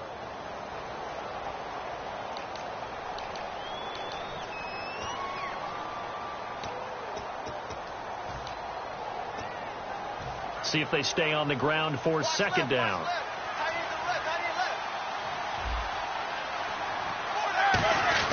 They'll go again with Bell. Room here to run. And he'll be taken down, but not before he gets this football out shy of the 30 to the 29. Well, how many times do we say in this game that speed kills, and it does it in so many different ways. In this case, you got a back who's quick and shifty, can make moves, make people miss, but also gets to and through a hole before it can close down. That's some of the benefits of that speed, not just outrunning people in the secondary, and that led to a really nice game. Well, coaches always talk about finding balance on offense. I don't think you can get much more balance than this. Big-time run, big-time pass. A 1-2 combination. Looked pretty good. How about that? Let's see if they can continue to take that kind of a punch, though. Now Bell. And an alley to run. And he's going to take it in for a Steeler touchdown.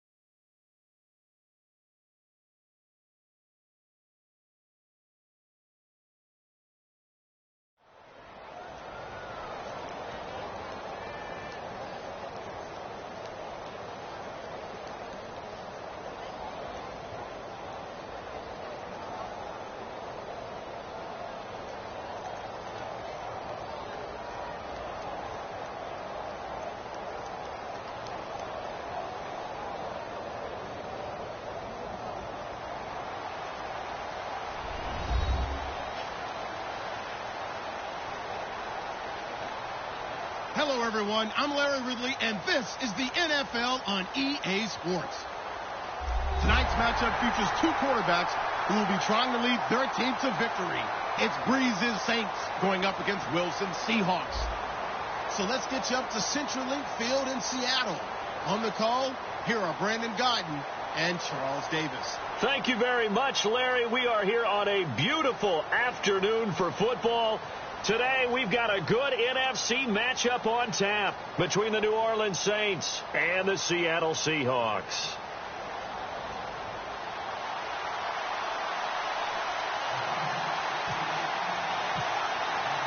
Stephen Hauschka now about set to get this one started. And off we go from Seattle.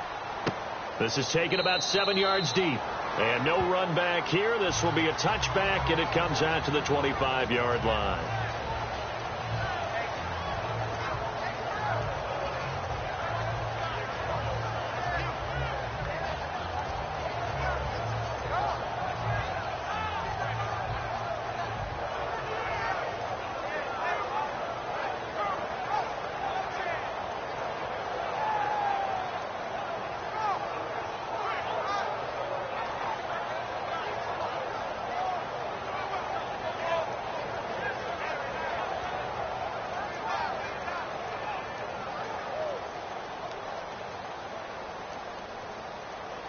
Play clock winding down. Play clock down to 0, and this is not the way to start a drive.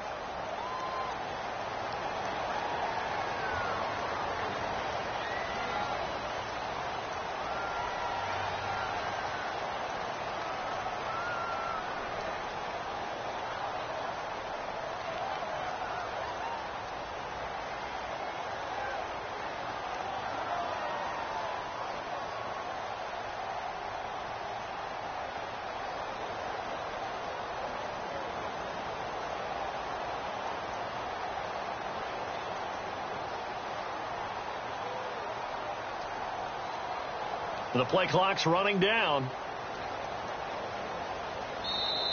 Now problems right out of the gate. We're going to get a delay.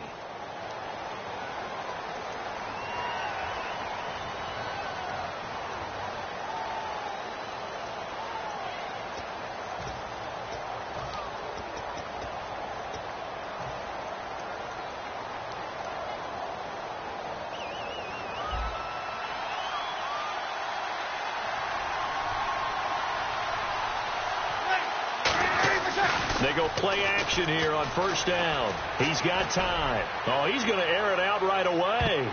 And he knocks the ball away, and it falls incomplete. And here's the offense today that hopes to get off to a strong start.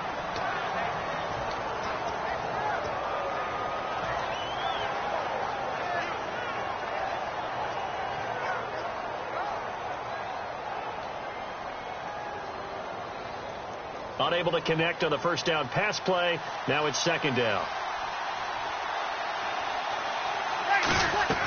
On second down, here's Breeze. And the hit jarred it loose. It's incomplete. Trying to get it to Willie Snead there. Third down here. The Seahawks, here's their defensive lineup. Cam Chancellor is one of the best safeties in the game, but with his linebacker size, that allows the team to use him wherever they want to make plays. 21, 21. Great. Like 5.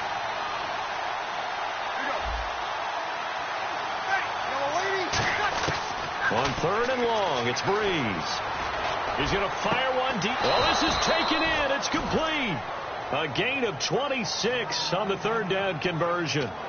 Well, we always hear about the connections some quarterbacks have with certain receivers. I think this guy has a connection with just about everyone. Didn't mind throwing it in there against double coverage to him. Shows some confidence, supreme confidence. Big-time confidence that he would make the play for him, and he did. They'll run for the first time with Mark Ingram. Cuts it out to the sideline.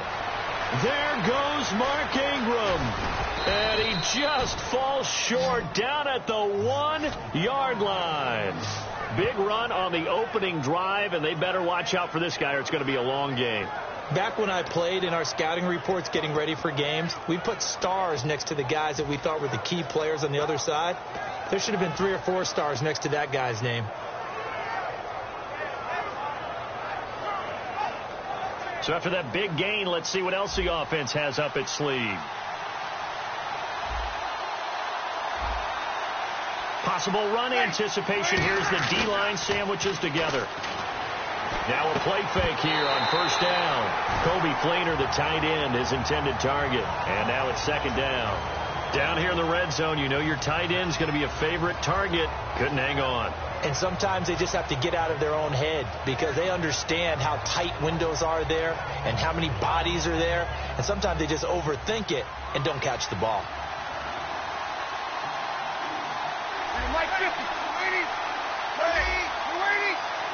Offense looks to punch it in here from the 1 on. And he takes it across and into the end zone. Touchdown, Saints. Mark Ingram punching it in from a yard away. And the Saints take it right down the field and score on the opening drive. Now they'll line up to kick the extra point.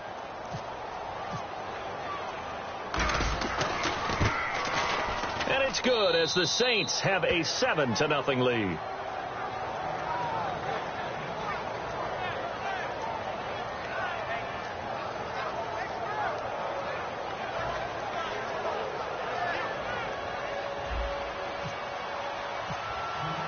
Morstead out now following the touchdown to kick. That'll be taken in the end zone. And the decision to bring it out is going to cost him about 7 yards all told as he's taken down back shy of the 20.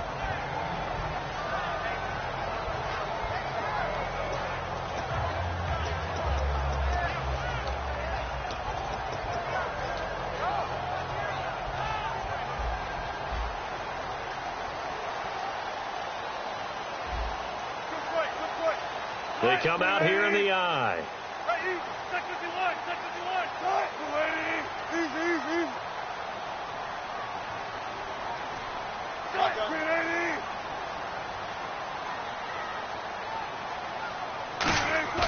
On 1st and 10, it's Wilson. And he's going to drop this off to his fullback. And they'll get him down here at the 23. A gain of 4 on the play, and it'll bring up a second down. And this offense often hinges on one of the best tight ends in the league, and that's Jimmy Graham. I think he made up for lost time when he got to the NFL because in college he was mainly a basketball player, a defender who couldn't score. Now he's flipped it around in the NFL. Every time he touches the ball, he's a threat to score.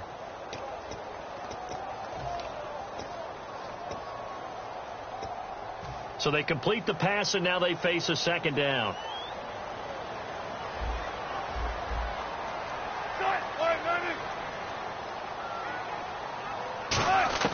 On second down, Wilson. And he hits the former Saint, Jimmy Graham.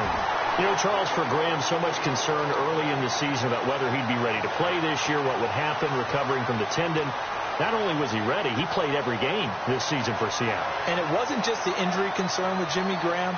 It's how Seattle runs their offense. Remember, when he was in New Orleans, he could expect a ton of passes to come his way. But in Seattle, that number was going to be reduced. Would he be able to maximize what they were going to throw in his direction? And he certainly did this year, 65 catches. 65 catches, just shy of 1,000 yards, 6 touchdowns, too. And it pops free. The collision there jarred the ball loose and brings up second down. And the linebacking core could certainly be crucial today. They do everything really, really well. Fly to the football, defend the pass, you name it, they do it, as well as set the defensive front. Offense looking to avoid a 3rd and long. It's 2nd and 10.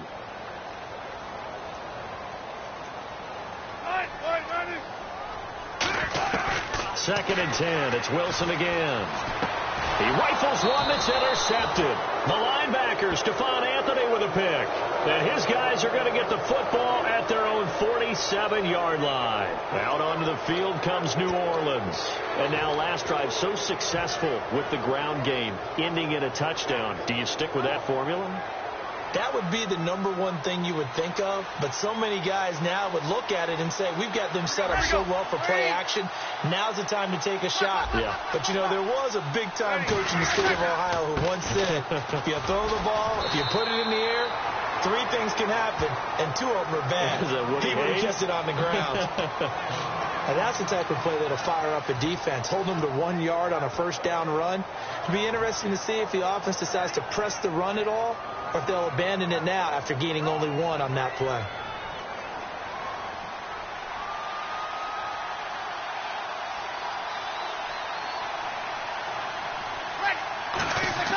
Breeze to throw on second down. It's caught left side by Cooks. And he's brought down. They give him 14 yards that time and a fresh set of downs. And defensively, they were in zone coverage there. Do you have to be a little careful? You're losing playing against a good quarterback like he is to not play too much zone? Yeah, you have to be careful about how much time you're giving up. I think it's a good point you just brought up. So maybe if you still want to play zone, you go to a zone blitz scheme. And you can drop anyone out of your defensive front, defensive end, defensive tackle. It doesn't matter. You just exchange someone to bring more pressure towards the quarterback and still try and cover downfield. Yeah, give him 4 yards there. It'll be 2nd and 6. Not a run that you're going to write home about, but still a good first down run. That's what an offense calls staying on schedule. 3 to 4 yards on first down, you're set up very well for the rest of the drive.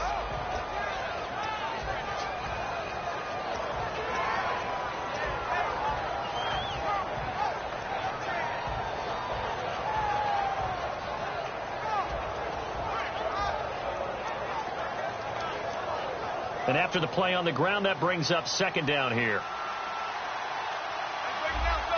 They come up with 1 back. That's Ingram. Now Breeze throwing on 2nd down. And this one's incomplete.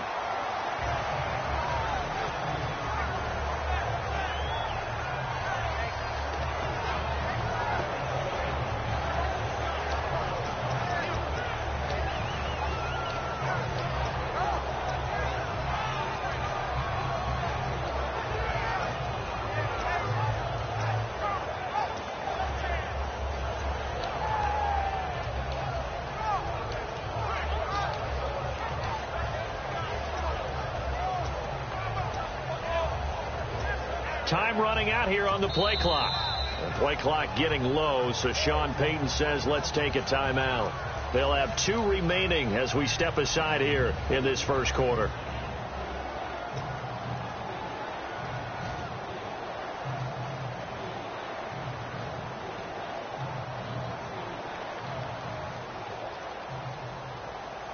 So 3rd down, they need to get to the 28 for a first.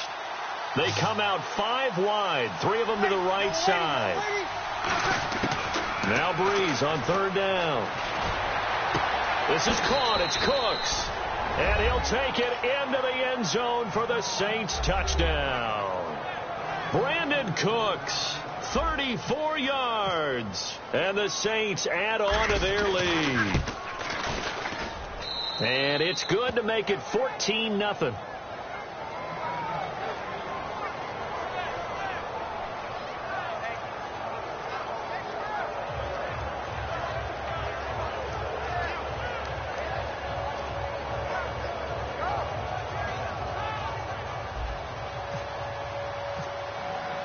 Morstead out now following the touchdown to kick. That'll be taken in the end zone. And he's up past the 20 to the 22-yard line. As Seattle now ready to march onto the field. And following the interception, just any interception, are you a little bit more cautious when you start that next drive, or no, you just throw that out the window? I think you are. I don't think that there's any way you can run back out there and go, totally didn't affect me. Let's just go ahead and be loose with the football again. You're going to take care of it, but you have to be careful about being too cautious because now you can't run any offense at all. Still want to attack. We'll see how they attack them here. It's a loss of a yard there, and now 2nd down. And frankly, Brandon, we're talking about things I'm not sure we ever thought we'd talk about in the NFL, and a lot of that is the speed at the linebacker position. A lot of these guys in college, They were safeties. They moved them up to outside linebacker to combat the spread offenses, and now we're seeing it in the NFL. Those same guys using their speed to make plays in the backfield, similar to that one. Looking for Baldwin, intercepted. Picked off by the safety, Jarris Byrd. And to the 40-yard line, that's where the return stops. Out onto the field comes New Orleans. And that recipe on their last drive that resulted in a touchdown looked pretty good, so they'll be hoping to do that once more. And it takes me back to when we sat with the offensive coordinator and the head coach. They felt pretty good about their game plan and thought there were some holes in the defense, and they exploited them the last time out. Let's see if they can come back and put together a similar drive. And we'll see if they can do just that. And a great spot to start this drive from here.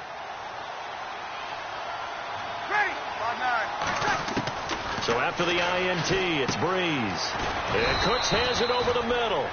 They pick up 12 on the play there, and they move the chains. Never make the mistake that the slot receivers, especially the little guys like we're watching here, are just quicker than fast. A lot of them combine quickness and speed, and they catch a lot of footballs, as we just saw there. With Charles Davis, I'm Brandon Gaudin. It's Saints football to begin quarter number 2, and they've got it here with a first down.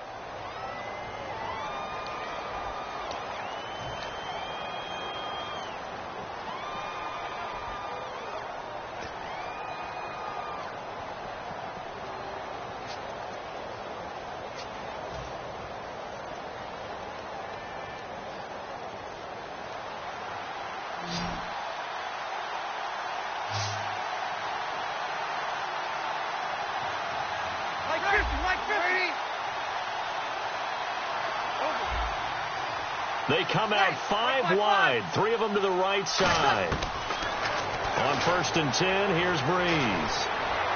And unable to connect on the long pass. It falls down incomplete.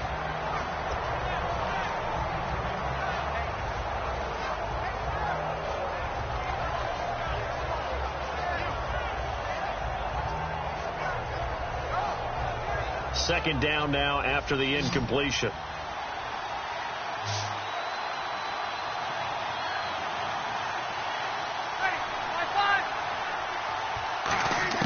Back to the air on 2nd down. It's Breeze. This will be caught at about the 3. A very solid gain of 27. In recent years, the slot receivers really gained stature in the NFL because they can do so many things. Yes, they can line up wide like your normal wide receiver, but to have that kind of courage and toughness to run routes in the middle of the field and become dependable targets for their quarterbacks and move the sticks, those guys are worth their weight in gold. So after that big play, let's see if they can catch their defense maybe on their heels. They come out with 1 back and 3 tight ends. They go play action here on 1st down. And he's got him. It's caught in the end zone. Touchdown, New Orleans.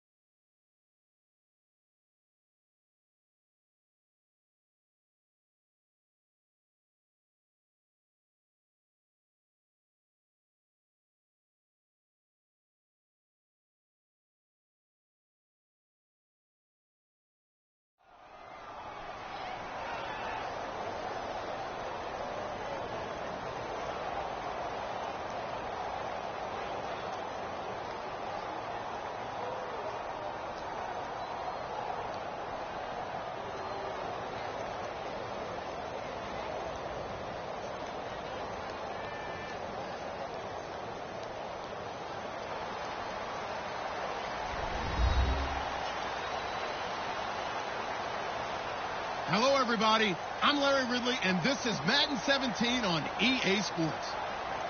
As we head towards kickoff, two quarterbacks will be on the field today trying to push their team to victory. It's Carr's Raiders going up against Brees' Saints. With that, let's get you out to the Bayou. We're standing by as our commentary team of Brandon Guyton and Charles Davis. Thank you very much, Larry. As usual, the streets of the nearby French Quarter are alive as we are in downtown New Orleans at the Mercedes-Benz Superdome. Coming up, we've got a good matchup on tap between the Oakland Raiders and the New Orleans Saints.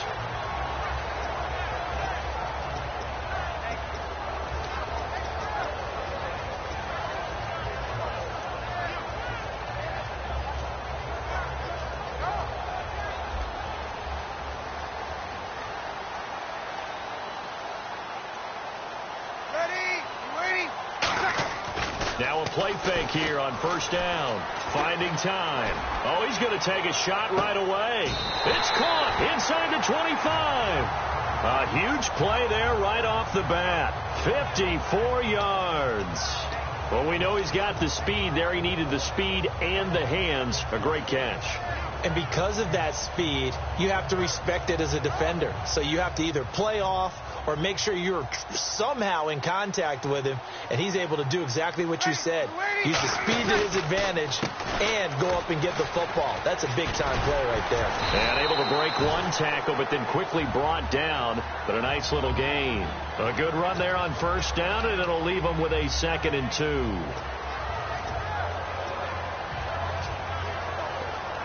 In the red zone this time.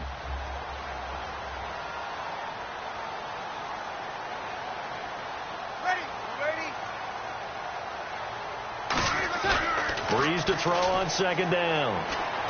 Throw complete right side to Cooks. And he'll get it here to the 10-yard line. It's a 3-yard pickup, and that sets up a 1st and goal. And he's already got 2 catches on the opening drive. They know he's going to be a handful. And sometimes you game plan for that offensively. You want to make sure that guy touches the ball, and sometimes it just happens naturally. And then you change your game plan. When he has the hot hand, you keep going back to him because he's running routes with confidence as the game goes on. Hey, opposite. 11. They'll need to get the play off quickly. And now Brees going to back away. He'll signal for a timeout. They'll have 2 remaining as we step aside here in this first quarter.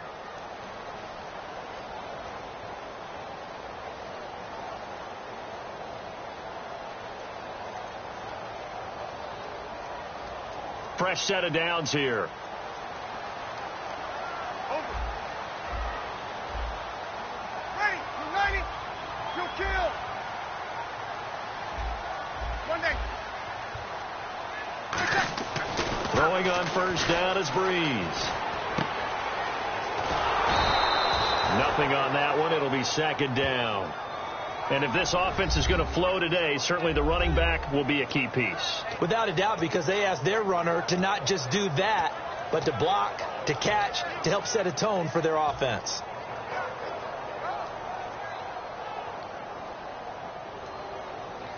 Ten yards still left on 2nd down. Ready.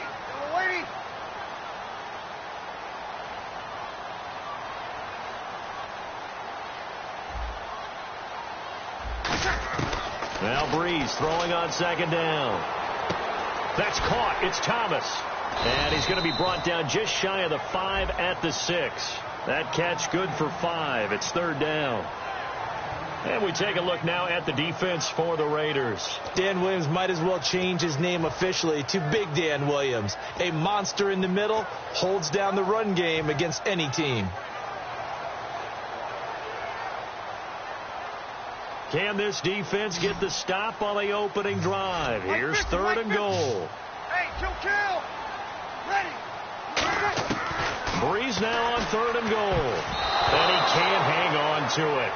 Nearly picked. He's known for his hands defensively, but instead it just brings up 4th down.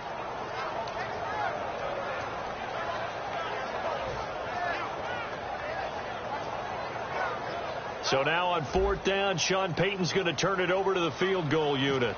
From the right hash, and this one just a chippy. And his kick is good. And the Saints are going to take a 3-0 lead. So the folks here in the stands this afternoon, they're happy about that one. Their guys get the early advantage after the opening drive field goal. And they should be happy. Their guys look good getting down the field, and that's got to give them hope that good things are in store here today. And he'll be brought down at the 23, make it the 24-yard line.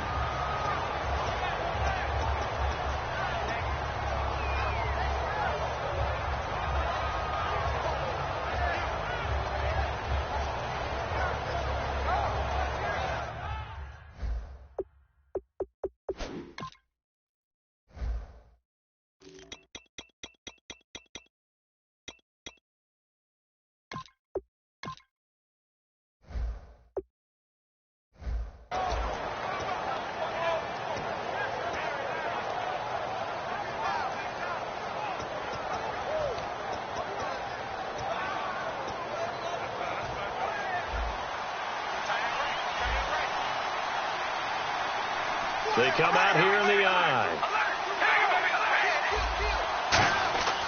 Throwing on 1st down is Carr. He's going to flip that out to the flat. It's complete. And he'll be brought down right at the 30 here. Call it a gain of 5, and it'll make it a 2nd down. As we get a glance at these starters, Michael Crabtree is the man we highlight at wide receiver. Phenomenal hands, so strong. When the ball gets to him, it just dives right there, and then he's able to do things with it after he catches it. Completed pass play. Now let's see if they go back to the air or to the ground. On 2nd down, here's Carr. On the crossing route, he hits his man, Amari Cooper. And they'll get it up just short of the 45 at the 44. And there they went crossing route against the zone defense. What do you think of that? It takes real coordination between the passer and the receiver because you've got to read those zones and where the open spots are and be on the same page with the guy throwing the football. Because sometimes you're throwing it in front of the zone. Sometimes you're throwing it between the zones. Sometimes the receiver's going to just kind of find a spot and what we call sit down and present himself to the quarterback and throw it there. It's a tough read, but when they're in sync, it's really effective.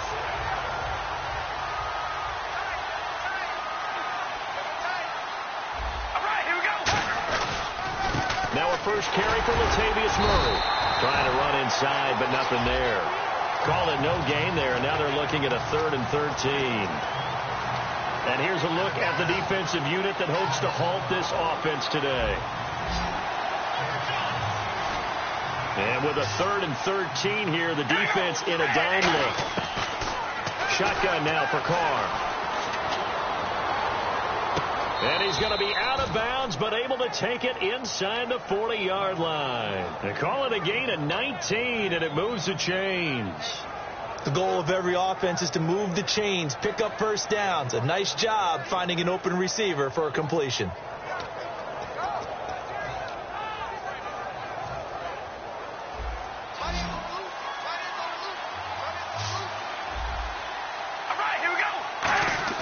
They go play action here on 1st down.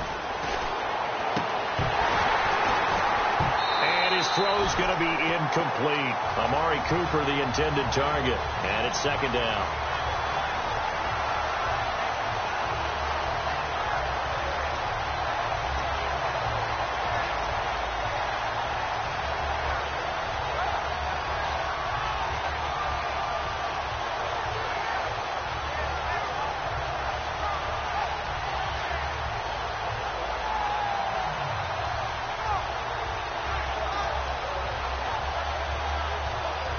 So 2nd and 10 here.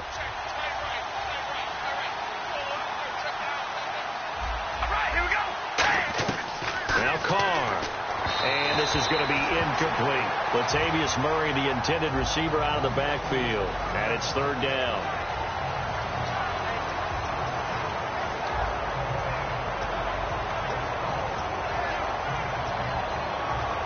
Here comes the 7th play now of this drive as this is 3rd and 10.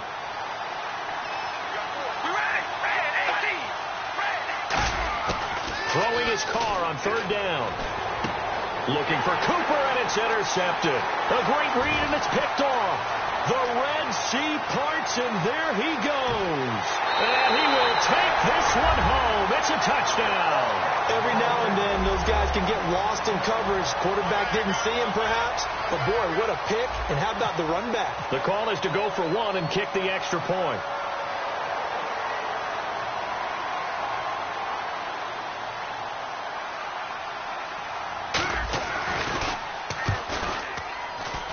It's up and good, and that'll increase their lead to 10-zip.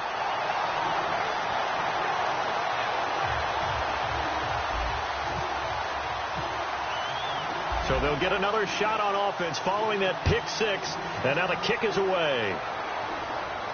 That's fielded in the end zone. And he'll take this up past the 20 and down at the 22-yard line. And now Oakland ready to take the field. And following the pick six, and they had decent field position in throwing that pick six. We'll see how they attack this drive. And I think all you say to your guy is, listen, let's just take care of the football a little bit better. Make some better decisions on this drive, and they'll probably help him a little bit with maybe some really high percentage throws early to let him get settled back in. But they told us they've got confidence. That's not a problem. Yeah, not a problem at all. They just want to make sure they get things settled down a little bit for their offense and give their defense a little bit of a chance to rest. Give them a couple on the carry there. 2nd and 8. Ready to go now in the second quarter. Brandon Gaudin, Charles Davis. It's the Raiders in possession of the football. They've got a 2nd down and 8 to start things out.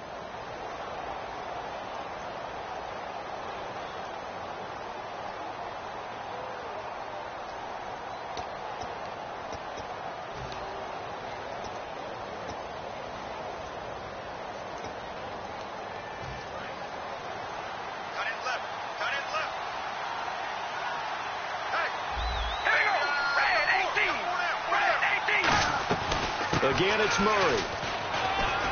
And he's able to plow forward up to about the 29, just shy of the 30. Murray had the 1,000-yard season in 2015, followed that up with 788 last year. Now, also in the mix in Oakland, you had Washington, you had Richard. How do you see this backfield playing out going forward? I think you'll see a similar combination going forward. I think that's one of the reasons that he dropped from a 1,000-yard runner to 788, because they had other options. They were able to bring in Washington. And he fires one that's intercepted. Delvin Brown with a pick. And he is going to get this one back to the 20-yard line. Out onto the field comes New Orleans. And they had 3 points last time, but they didn't want 3 points because they were well within range of scoring a touchdown. We'll see if they can do better now. I'm with you on that one. Let's just go ahead and be frank about the whole thing. The only one happy about the 3-point? The kicker. Exactly. He put it through the post. That's going to help him at contract time. But that offense, they're thinking, let's get in the end zone this time. I don't know if that helped him at contract time. You could have kicked that one through. I don't know about that. Toe bash. I don't know about that. Super toe. Here's Ingram, and he is swallowed up right at the line of scrimmage. No gain on the play there, 2nd down. So nothing there, but maybe you blame that on the blocking. Yeah, at some point you've got to win at the point of attack, and on that play, that was all the defense. They made it happen. Offense still needing 10 yards, 2nd down.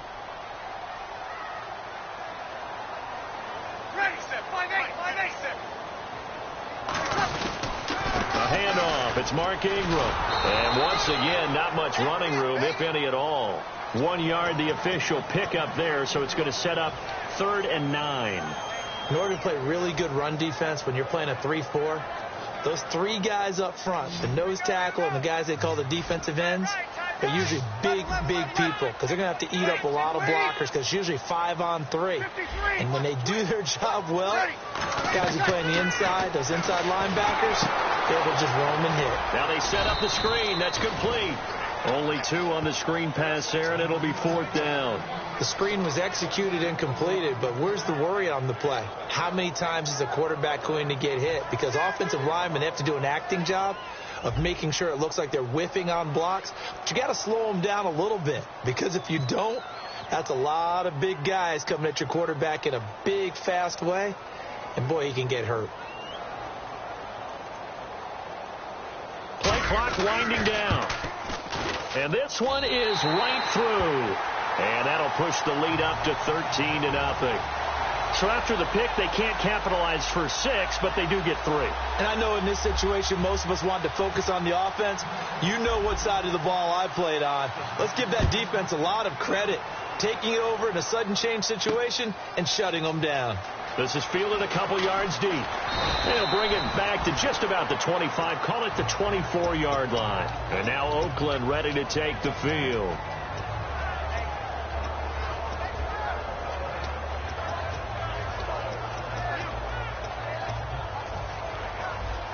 And the defense definitely showing blitz here. They come out here in the eye.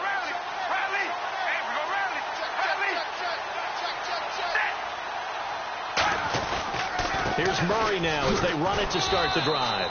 And he'll get this one up to the 26. Credit him with a 1-yard gain there to make it 2nd and 9. A 1-yard gain can look like a disaster, but it all depends on how the game is going.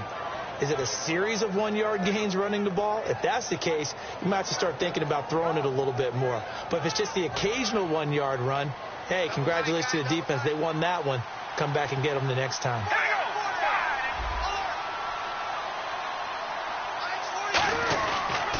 They go with Murray again. And nothing doing. He's immediately taken down at the line of scrimmage. Officially no gain on the play, and they're left with a 3rd and 8. And while there was no gain on that run, we do know coaches whose identity is rooted in taking it almost to the limit and then changing things up on you down the stretch. I think we're getting really close to that point in time, though, where the identity may have to go out the window. And they've got to go a little bit faster in order to try and win the game. And this is going to be incomplete. He was trying to get it to Seth Roberts, and that brings up 4th down. Now let's go ahead and try and get into the body and the mind of the linebackers. Yeah, I know they're bigger and stronger than I ever was, but in this situation, they understood what was going on as much as the offensive guys. Because the offensive guys always taught, find the first down sticks and make the play. Well, on defense, what do you want to do? Guard the first down line. Make sure they don't get there and tackle them in front.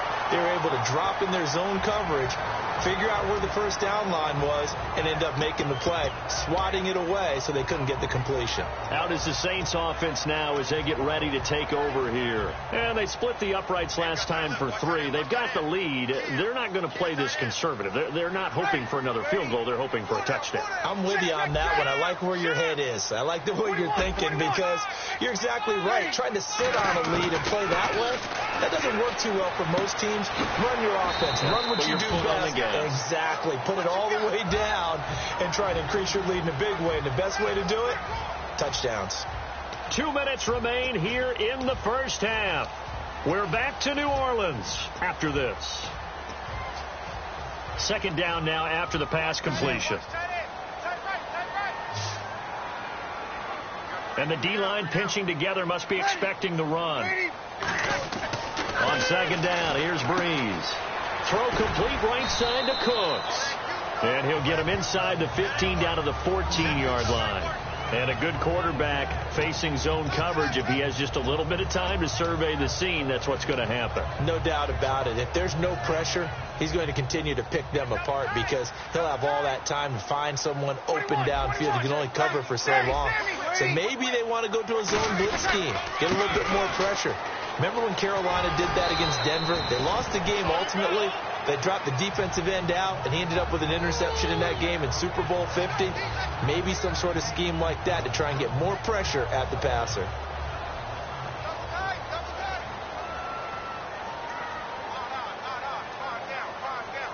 They come out here in the eye. On 2nd down, Ingram. And he goes backwards on this one. Losing yardage to the 7. They'll lose a yard, and it brings up 3rd. One of the toughest things for an offensive lineman to learn is the ability to get in space and hit people who are moving targets. And linebackers are not easy ones to hit because they know how to move, juke, and make you miss. And that's exactly what he did on that play. A nice play for the defense. Looking to jam the receivers at the line here. Press coverage look defensively. 1 receiver left, 2 to the right. Right there, 54. Breeze going to try and throw on 3rd down. This will be caught just inside the 10. The offense staying out. They're going to go on 4th and 2. They couldn't get anything going there out on the right side in the flat of the swing pass. And didn't we have a discussion with their staff about wanting to get the backs more involved in the passing game? Huge emphasis for this game, but obviously the defense had other plans. And now hold everything here. We're going to get a timeout by the offense. So that means they're down to 1 remaining here as we head toward halftime. And here comes play number 6 on this drive. They come out with 1 back and 3 tight ends. Now a play fake, and this is caught. It's the tight end Fleener for the Saints touchdown. Kobe Fleener as the first half is winding down, and the Saints add on to their lead.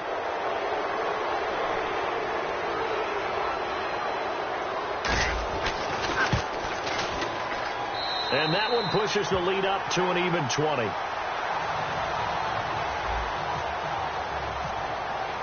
Morstead out now following the touchdown to kick. That'll be taken in the end zone. And he'll get across the 20 before he's brought down at about the 23-yard line. And now Oakland ready to take the field. And from this spot in the field with the clock where it's at, you think we're just going to see a knee and that's it? And I think in this situation, that's the proper play.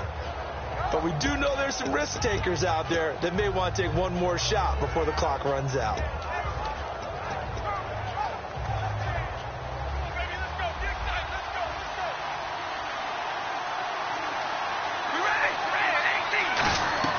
They begin the drive with a run by Murray. And a short gain there as he'll get it up only to about the 24.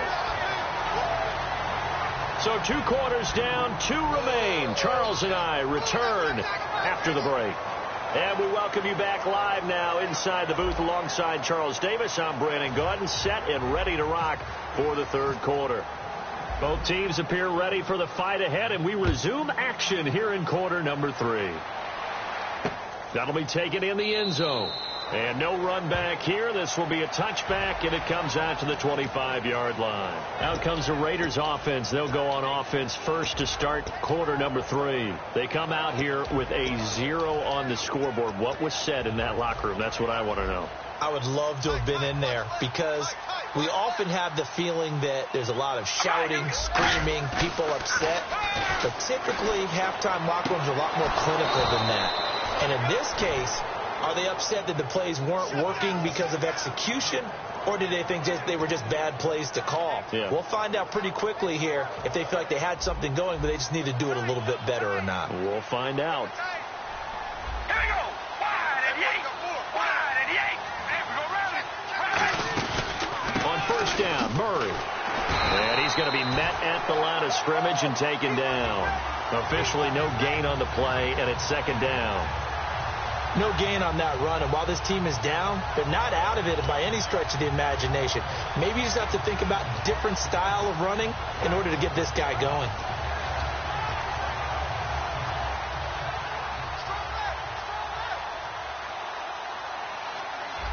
We ready? Hey, we go rally. Rally. Watch quit. Here we go. Red 18. They'll put 2 receivers left, 2 to the right. Now Carr. And now the ball's out. Carr lost it. Fumble. So they escape, so to speak, maintaining the football. Defensively, though, opportunity miss. It definitely was, because that's all defenses talk about. Getting the football and either advancing it the other way or just getting possession and turning it over to their offense. That can be a little bit deflating. You're exactly right. A lost opportunity. Under pressure, and they got to him again. Cameron Jordan with a big-time sack on 3rd down. And it'll be a loss of 7.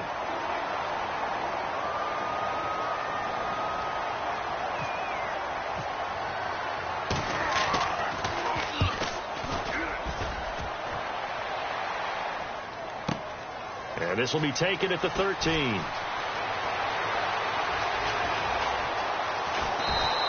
35 yards on the return. Picked up some good blocks as well.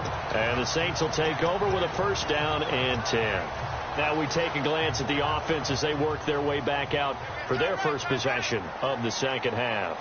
They were able to get the ball back here, didn't surrender any points. Now they'll look to add to that lead. Now, how about the boost the defense gave them? This is caught inside the 15. Touchdown, New